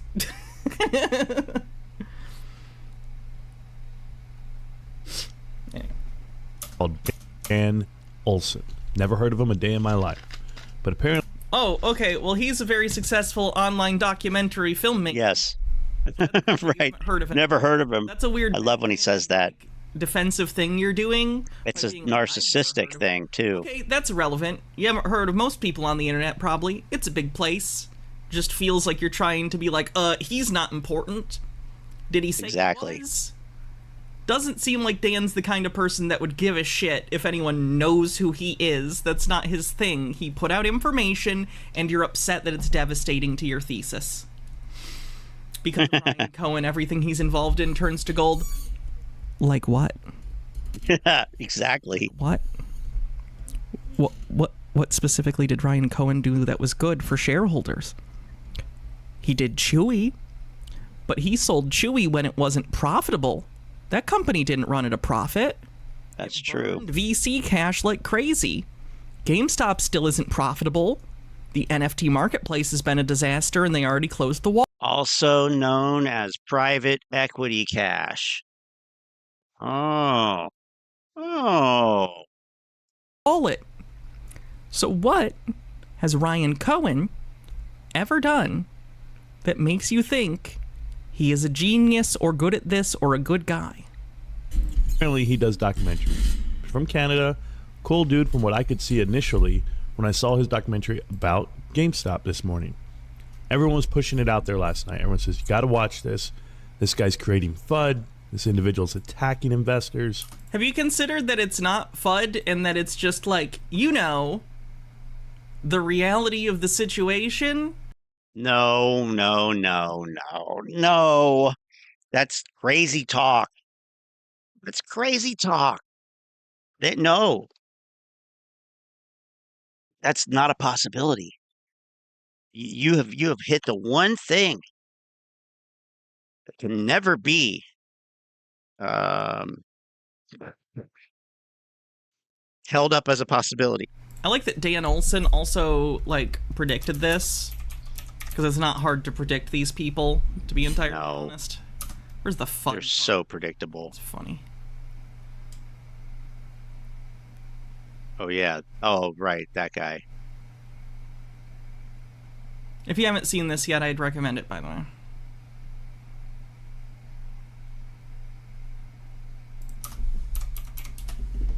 He's an activist investor that's looking out for retail. He hates shorts. They're a cancer to business.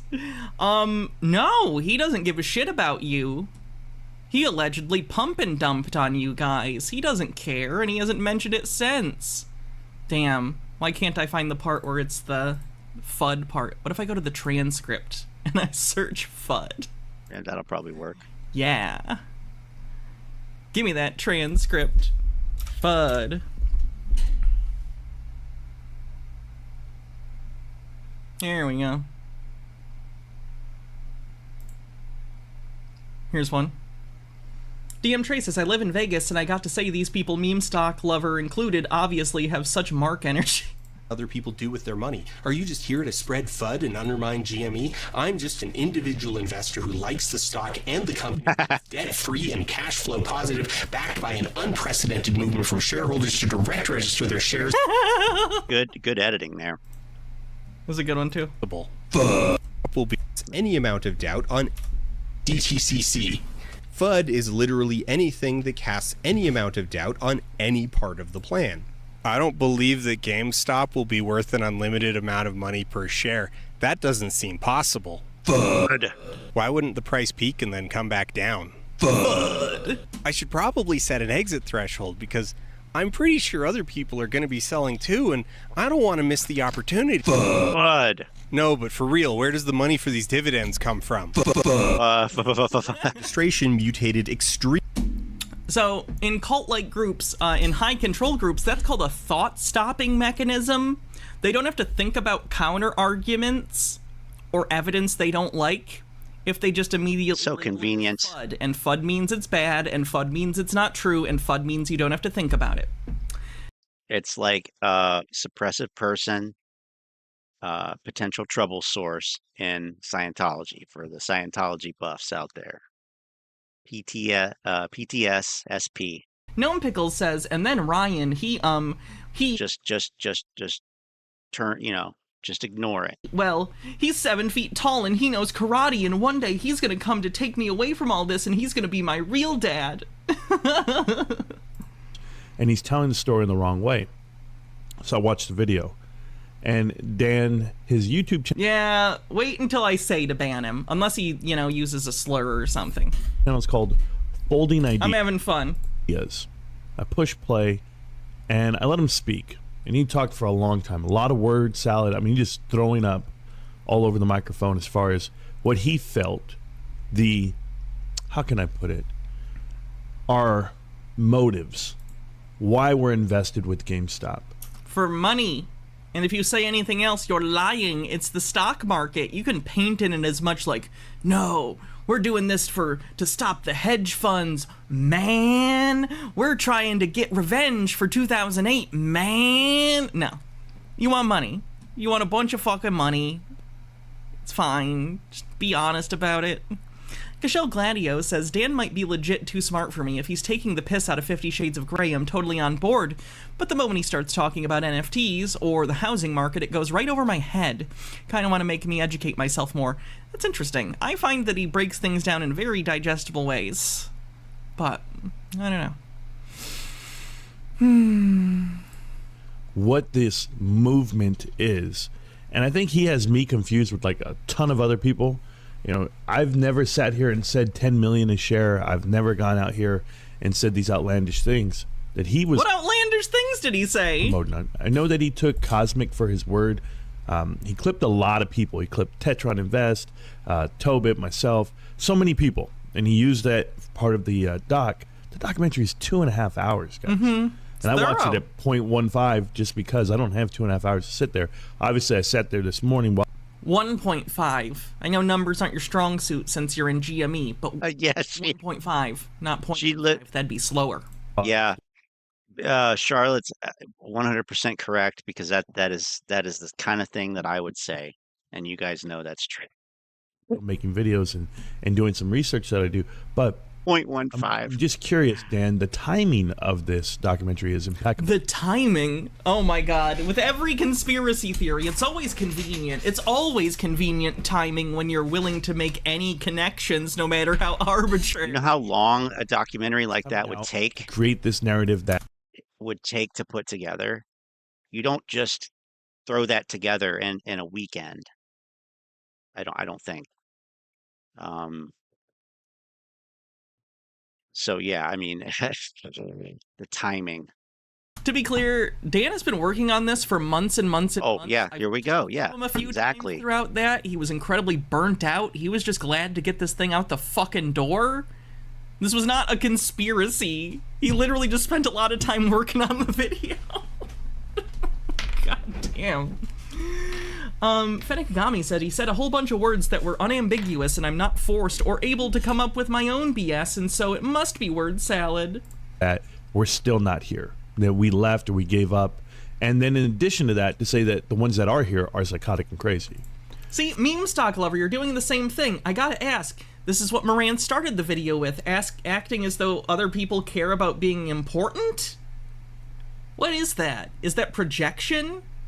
I don't understand. Like, if your first thing is to be like, you don't matter, okay, yeah, there's 8 billion people on the planet. How much do any of us really matter? We matter to each other and our personal friends, yeah, but like, It's a weird thing to bring up.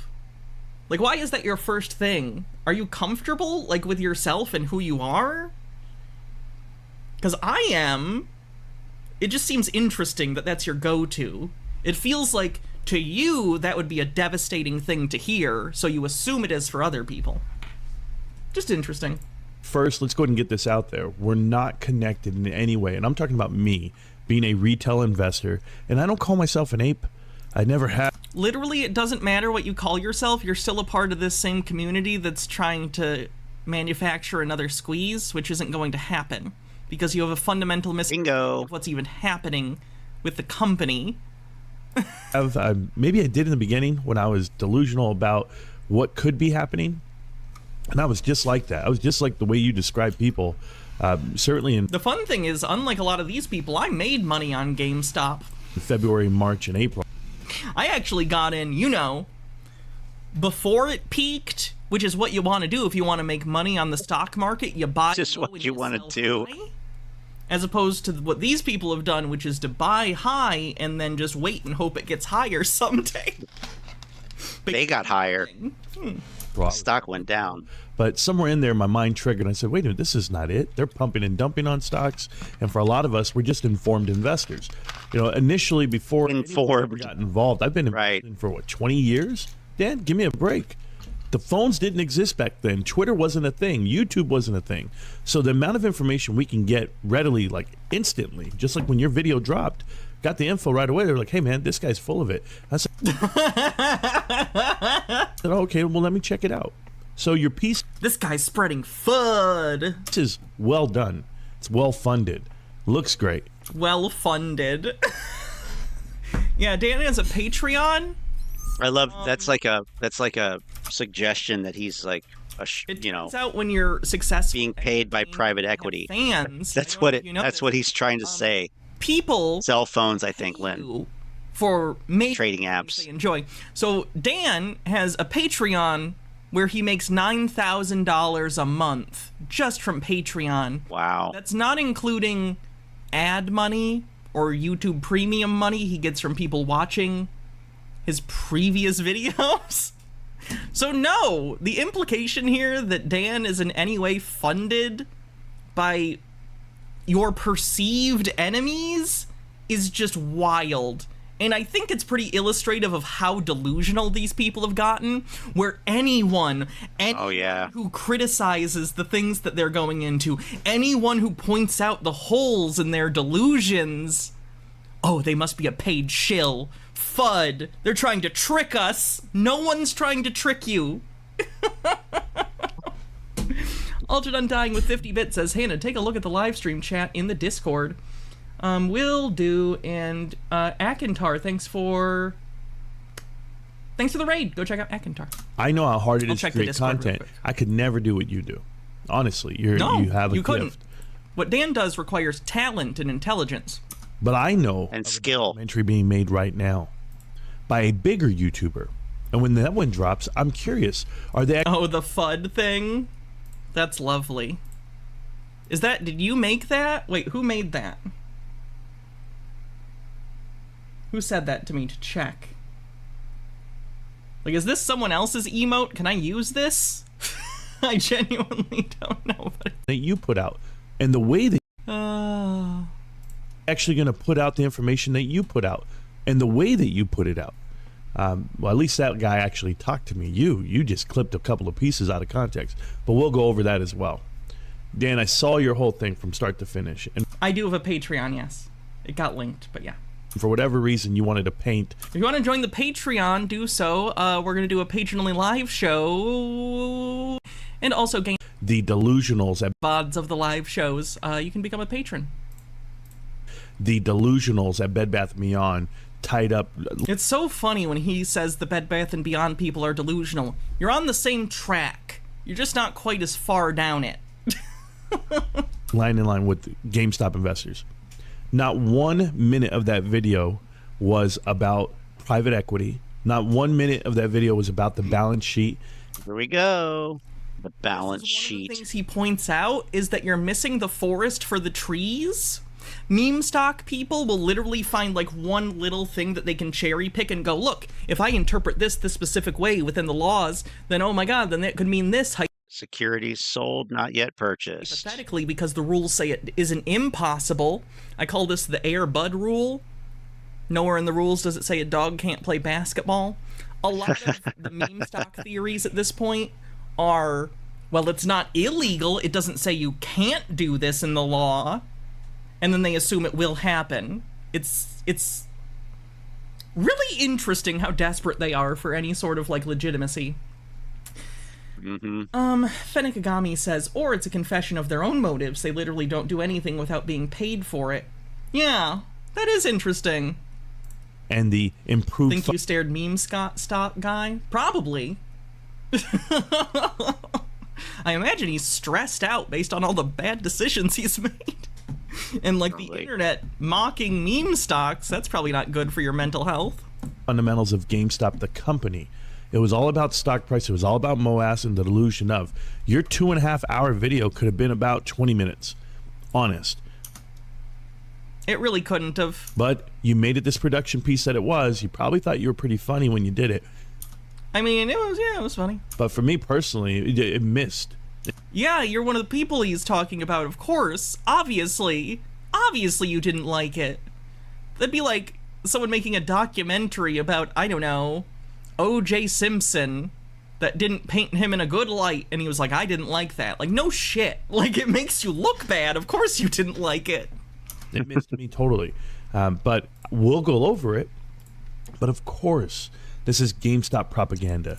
And by your... I don't even know if he, like, I'm on the fence. Did he actually sit through the whole thing, or did he watch like 20 minutes? I don't think he did. FUD and turned it off. I don't think there's any way that he did. Alone. So let's go ahead and look at what propaganda is. And I'm going to use your words, not mine, and you tell me if I got this correct. Oh, this is an old video of Dan's that he uses, which is really interesting because he thinks he's trying to make...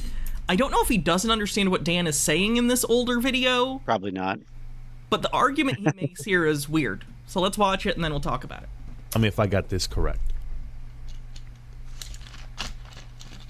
Is, however, not a triumph of filmmaking. It is a triumph of budget. None of the ideas or techniques were new. It is simply that no one had previously thrown enough money and resources at propaganda on this scale before. We'll come back to this and develop it in more detail. What a douchebag. Upfront with the fact that you should be highly suspicious of any messaging surrounding propaganda. Okay? So, vocabulary groundwork. We're going to make a distinction about what we mean when we say propaganda. Broadly speaking, propaganda is just any goal-driven ideological message, and a lot of stuff incidentally falls under that umbrella. For example, any official message from an activist community meets the literal definition. Signs encouraging you to, like, pick up after your dog. So the first thing that we need to make note of is the textural difference between the literal definition of propaganda and how people actually use the word. Contextually, propaganda is used derisively. It's not merely used to describe the literal characteristics of some text or another, but carries with it a value judgment, with the implicit understanding that propaganda... Okay, so we will skip this section. Manuel says we can skip this section. Should we skip ahead to...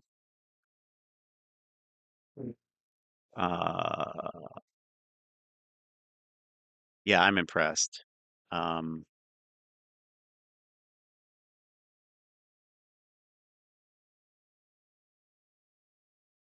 Well, I'll tell you what, let's watch the Illuminati video.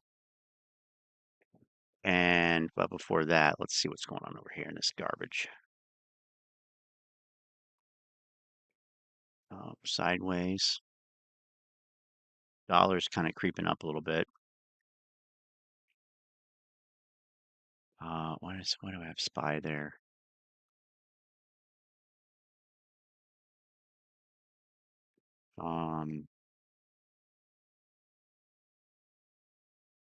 I don't know. I say, well, I don't know. I have no opinion. No opinion. All right. Let's see here. What do we got?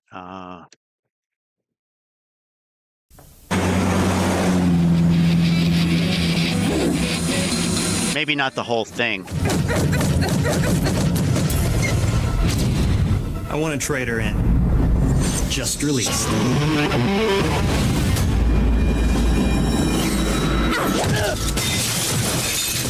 I'll take her.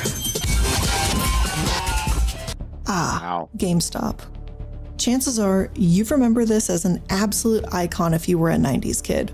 Maybe it's where you got your first Game Boy or where you finally found that copy of Pokemon Red. It's also probably where you got ripped off trying to make a few extra dollars selling your old games to the guy behind the counter who told you they were worth $2 each when they represented an entire old chapter of your childhood. Am I getting too personal? Well, maybe. But if you look up GameStop now, the biggest controversy you'll find them involved in is that short squeeze from a couple years back. For those of you that don't know, didn't understand, or forgot what happened, let me break it down. Okay. As the pandemic was in full swing, I'll put the link to this in the chat, so if anybody wants to watch it, it's longer than I thought it would be. So there it is. Whatever happened to the guy on steroids? You're talking about Teddy Zane? He pivoted to something else.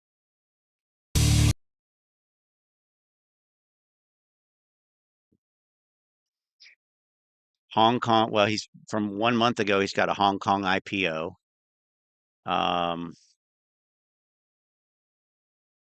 Yeah, he doesn't have much out lately.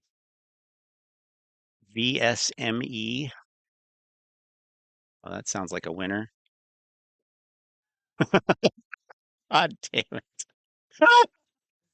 Oh, shit. All right. So retroactive DD is in effect here. Close out the day. You guys know I was trading live on YouTube, IPO LRE, and I couldn't remain on YouTube for the entire day. It was moving so damn slow. So I ended up closing my position out in my Discord, and it was untradeable. If you got in at 7 because you pre-purchased it, you would have to have sold at 7.27. It's untradeable. There's no meat on the bone at all throughout the entire day. So I did imagine that selling in the Discord, and when I did, some fucking bullshit went down. I'm not going to talk about that in this video, but something's going on in my Discord, because right when I alerted that I was selling, that I was going back into break even, because I was right at break even. Oh, 691. It dropped. Right when I put that alert out in my Discord, it dropped, tanked to 660. Oh my God. Lost 31 cents in just a matter of a few seconds, because wow, in my Discord, then I went back to sell and the fucker had tanked. So oh man, what's going on? So there might be he's got a mole in my Discord. He's got a mole. But anyhow, we'll talk about that in another video. Yeah, must be. Let's wash it, guys. Fucking, you win some, you lose some. We lost one on this one. So tomorrow's VSME IPO out of Hong Kong. Univest is the sole book runner. 2 million shares. Hong Kong. Univest. Damn, I've never lost a dime on Hong Kong. Hopefully, oh really? Doesn't let me down. He's never lost a dime on Hong Kong. Well, gauging by the fact that he had no videos after this one, and this is the chart, I might venture to say that he lost money on this one. I don't know. We don't know. He didn't come back and update us, but it does not appear that this was a winner. Don't know. 2 million shares, but they have the option to resell 3 million shares, which means she opens at 2 million, but at any moment while she's blowing up, they can toss those 3 million in, okay? So it can turn into a 5 million share float. We've played Hong Kong 5 million share floats before, Mego, one of them, and of course, it never seemed to get in the way, but anything can fucking happen in this bullshit market. So I'll tell you what, I have made arrangements to trade this live tomorrow. I'm going into the gym super late in the afternoon. I got to celebrate my mom's birthday today. I got to train, got all that out of the way. I'm going to take the day off of the gym tomorrow to trade IPO VSME. We're going to try to make those fucking losses back. All right, so y'all join me tomorrow. for Hong Kong. Well, he's got some streams. Pay. Here it is. Money. I can't stand to lose money the way I fucking did today. I feel like some shady fucking activity went down today. Anyhow, join the Discord. The link's below. But I will see you guys tomorrow. Wait a minute. Live on YouTube. Y'all have an awesome fucking night. Doge Warrior out. 1 month ago? Is it 1 month ago? Yeah, it's got to be this one here. Now, there's no way I'm watching all this, but if you want to, I'll give you the link. If you want to follow through with it and see the live stream, see if he loses money. There you go.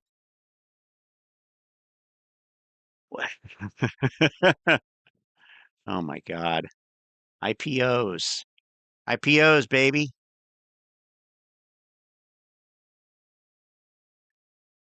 All right. Oops. 8 quadrillion fakes exposed. 8 quadrillion.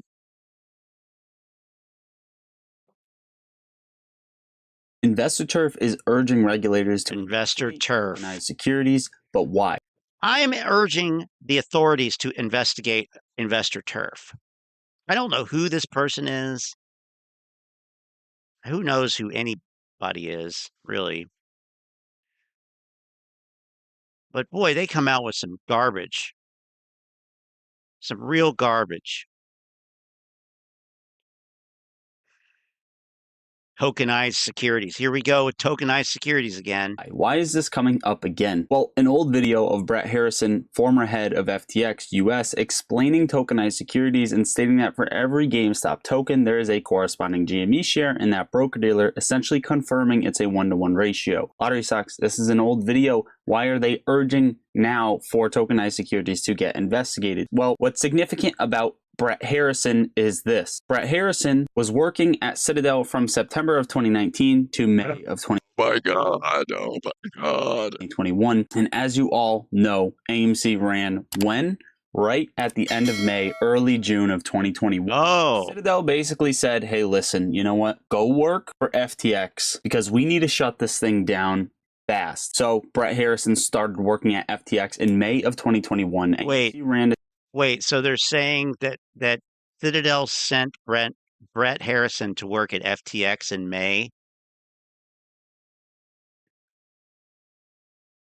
Well, he failed then at shutting it down. Then I'm assuming, because God, this is so garbage. To $72 in June of 2021, and Harrison then says in an interview that FTX was selling tokens that were apparently backed 1-to-1 with shares. So everything that FTX was telling the public has been lies thus far. Was FTX not everything the price of AMC via synthetic shares? Yes, of course they were investigated. Well, the answer is yes. We know that they were manipulating AMC and GameStop with fake tokenized. We know this. He just said we know this. Listen to this. The answer is yes. We know that they were manipulating AMC and GameStop with fake tokenized shares. We saw those websites specifically. We saw those websites. See, all you have to do is show a website. That's all you got to do. Then it gets taken as the fucking gospel truth. Now, if one wanted to, we could really fuck with these people. We could really, really fuck with these people. And honestly, well, all I got to say is what the creative investor says every week. It's going to be a crazy week. It's going to be a crazy, crazy week. Get ready, apes. AMC stock is going crazy this week. Or at least the grifters will go crazy when they see the information that I'm going to find this week for them. But if we wanted to,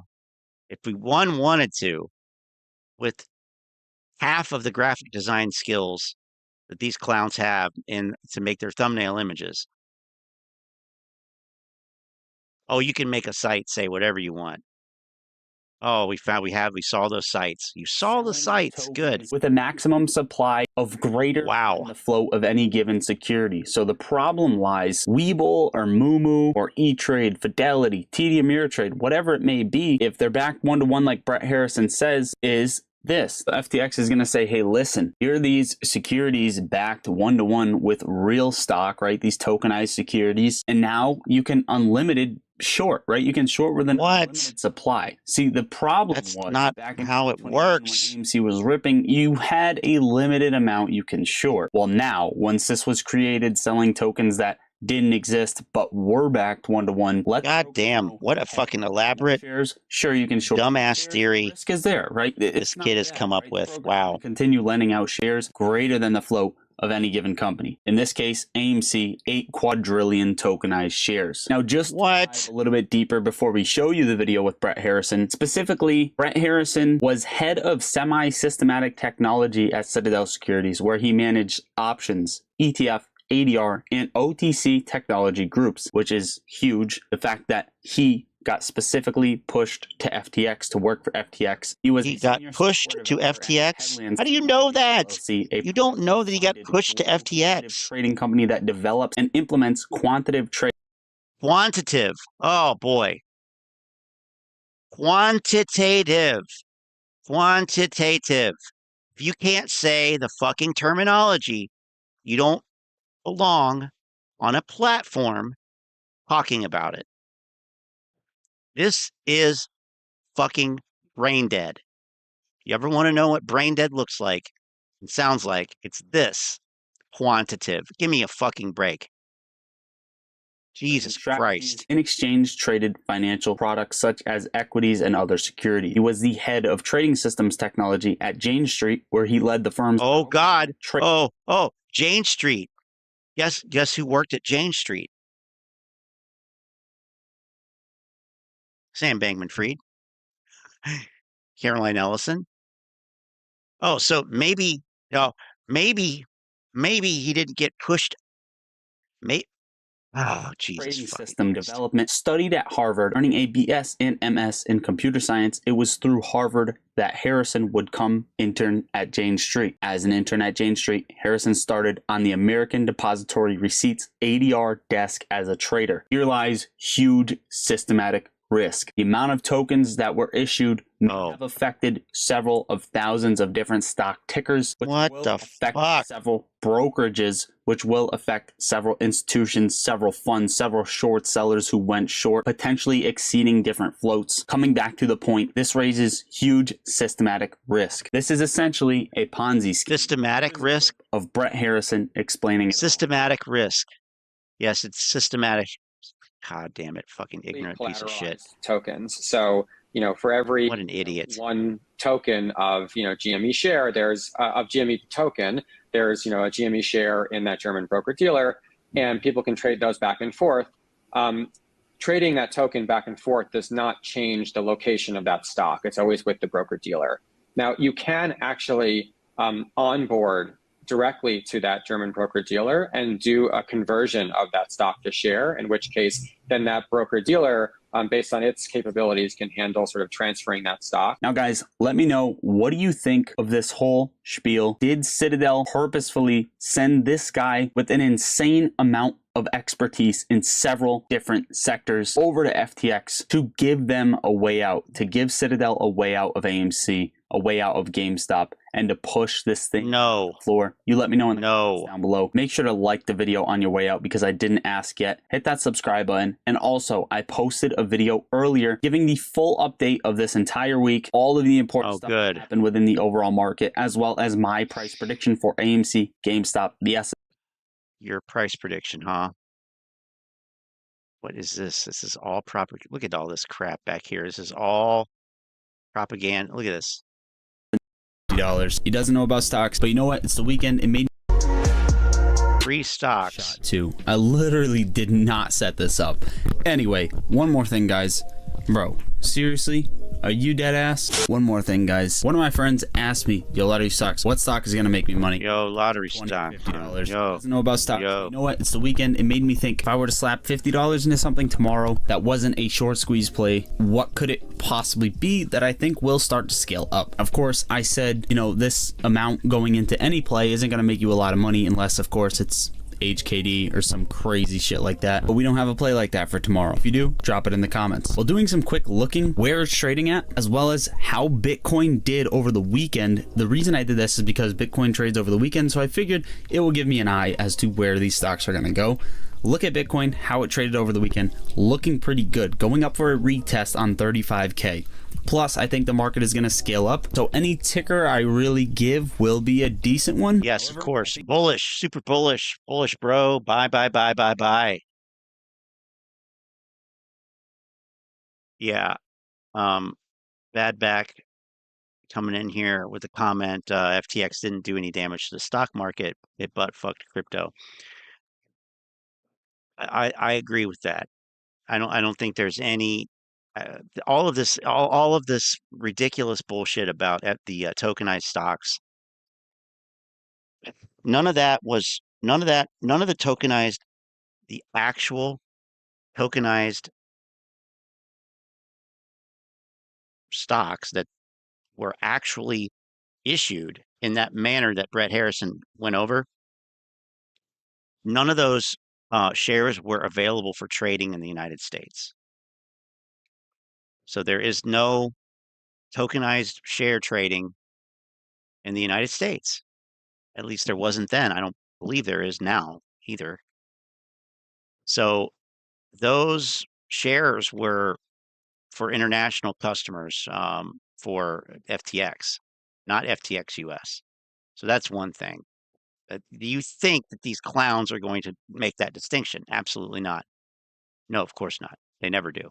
They never do. Never. So anything else, these 8 quadrillion, whatever, anybody can make, you know, anybody can make a wrapped token. We've been over this before.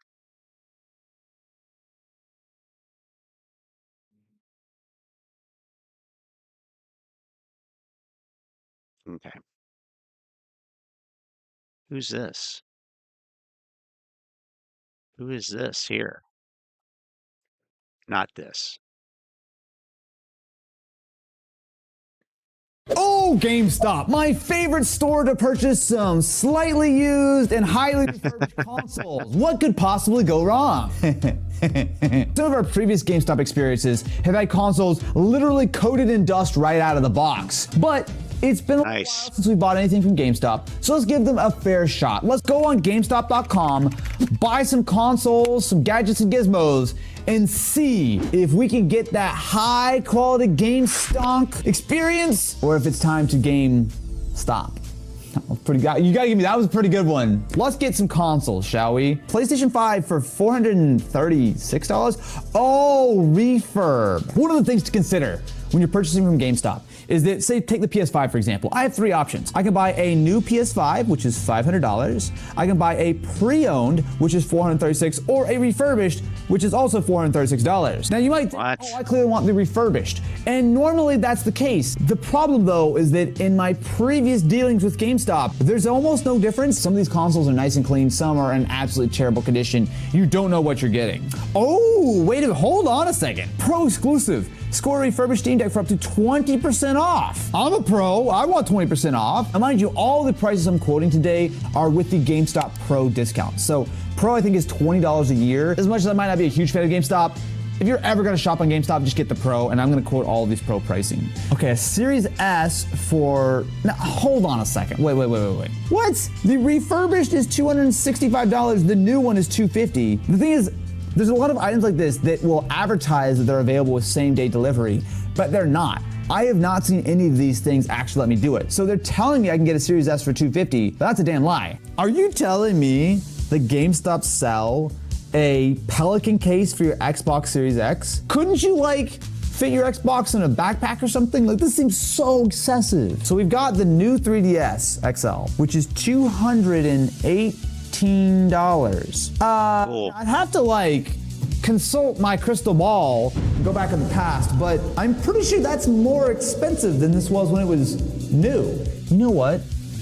Inflation. What if, for the consoles that we're purchasing today, we evaluate each one from GameStop and spend a little budget, take a little bit of that pocket money, and try to upgrade / refurbish them ourselves and see if we can improve what GameStop has delivered to us, or if we would have been better off just going on eBay or DK Oldies.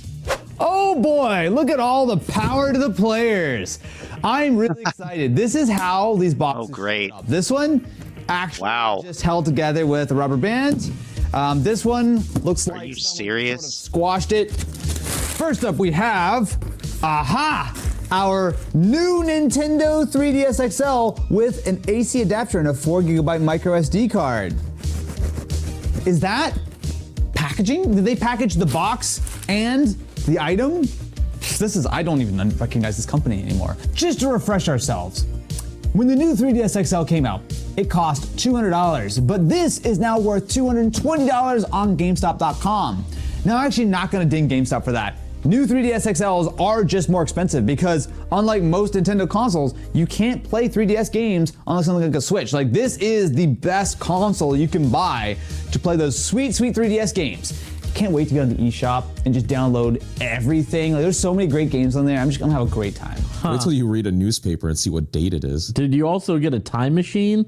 Wait, what do you mean the eShop's not around anymore? It's only closed on days ending in Y. Oh, I can work around that. I'll just Oh, okay. Oh, they put a screen protector. I got very scared real quick. I don't know if I would go so far as to say this is a premium refurbished console, but seems decent. Let's fire it up, shall we? Whoa! My eyes are Boy, that don't feel good on your eyes at all. This actually seems like we maybe didn't get scanned by GameStop on this one. I'm feeling cautiously optimistic here. Okay, hey Pikmin, activate. So I will say it, so far so good. Everything seems to be functional on this 3DS. My issue, and it's a minor issue, but it is an issue, is just some of the wear and tear on this. So like these little like rubber pads, like these seem to be kind of like rubbed down. Well, you're gonna get that, it's refurbished. Stuffs on it. The plastic is not in great shape, and certainly the back shell is also not in great shape. So thankfully, I thought ahead, and I purchased a shell replacement for the new 3DS XL because, well, let's be honest, I bought a handheld from GameStop, so it was a pretty safe bet that it was gonna come scuffed. For 27 bucks, assuming that this is not like incredibly difficult to do, because I've never opened a 3DS XL before. Okay, cool. Where's the stuff that's fucked up? What? It's our 151 poster collection. Okay. We do have 3 very nice little promo cards and a poster. All the cards from the 151 set, or next up, let's see what's in this very light box, which also is, I swear it looks like these things just got like attacked. Oh, I was confused. This is my 12 days of socks. So when I did the ordering scene, here, there were a no. Wait. Okay, I was not here for that ordering scene. At what point is this a refurbished thing? Are in that. I will also say this one is not well packed either. I mean, just look at the like. Who knows? That's probably not super secure, but it's only slightly squashed. What is in the big box? I will say I'm a little doubtful that everything's in here. I don't think all of our items are in this one box. Ooh. Yeah, we only got 2 more consoles in here, so we're definitely missing some items. Wow. They're so refurbished that they aren't. I got nothing.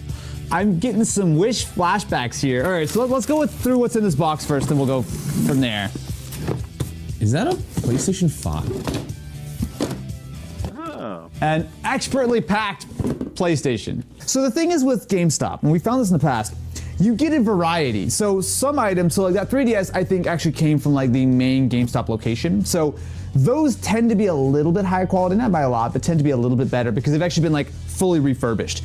The pre-owned consoles are typically, at least from my knowledge, if you work at GameStop, you know better, please let me know in the comments, but the pre-owned consoles seem to tend to come from just stores, right? So someone traded this in, the store turns around and ships it right back out. It doesn't seem like they've really been anything more than just like rudimentarily like tested just to make sure that they work. So I spent a total of $209 on this PS4 Pro, the Star Wars edition. So let's take a look to see. Imagine spending more money on a 3DS the than PS4 a Pro special edition PS4. Yeah, man. Well, that's just the world we live in.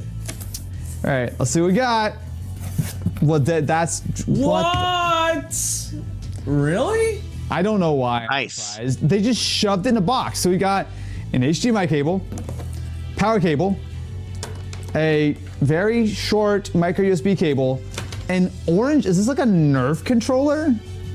What is that colorway? I've never seen this controller before. It's the New York Mets. Pre-owned.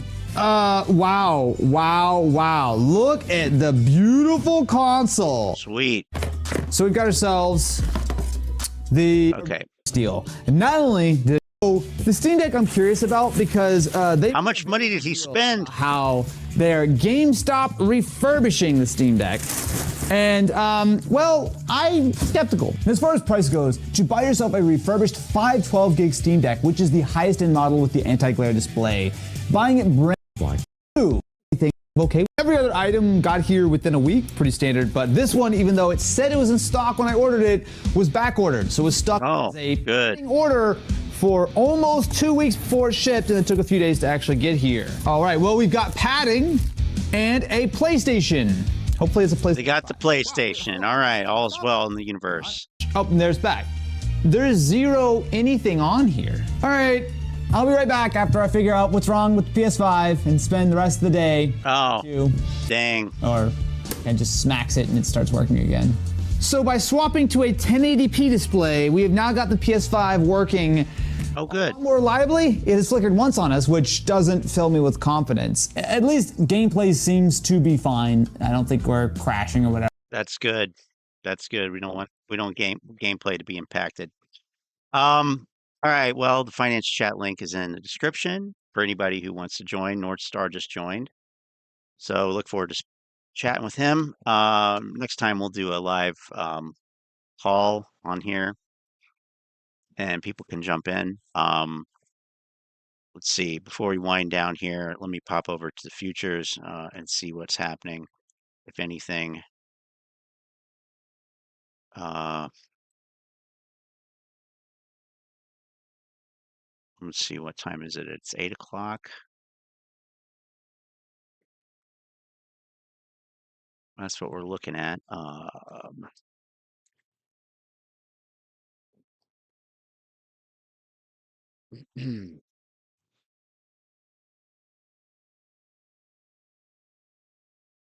So Trading Economics says U.S. stock futures rose Monday.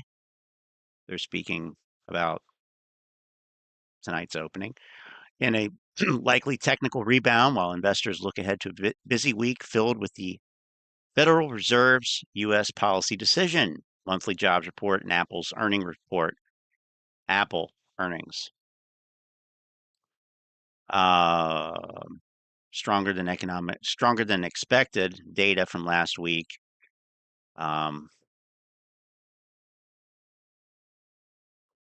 And so far, it looks like we just have Japan is open and is up, but we have Australia open and they're down actually so far.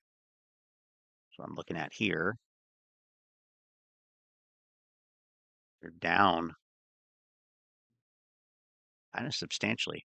But that's about it. Right? So, yeah, just a reminder that finance chat link is there. And we'll do this here to end on a positive note.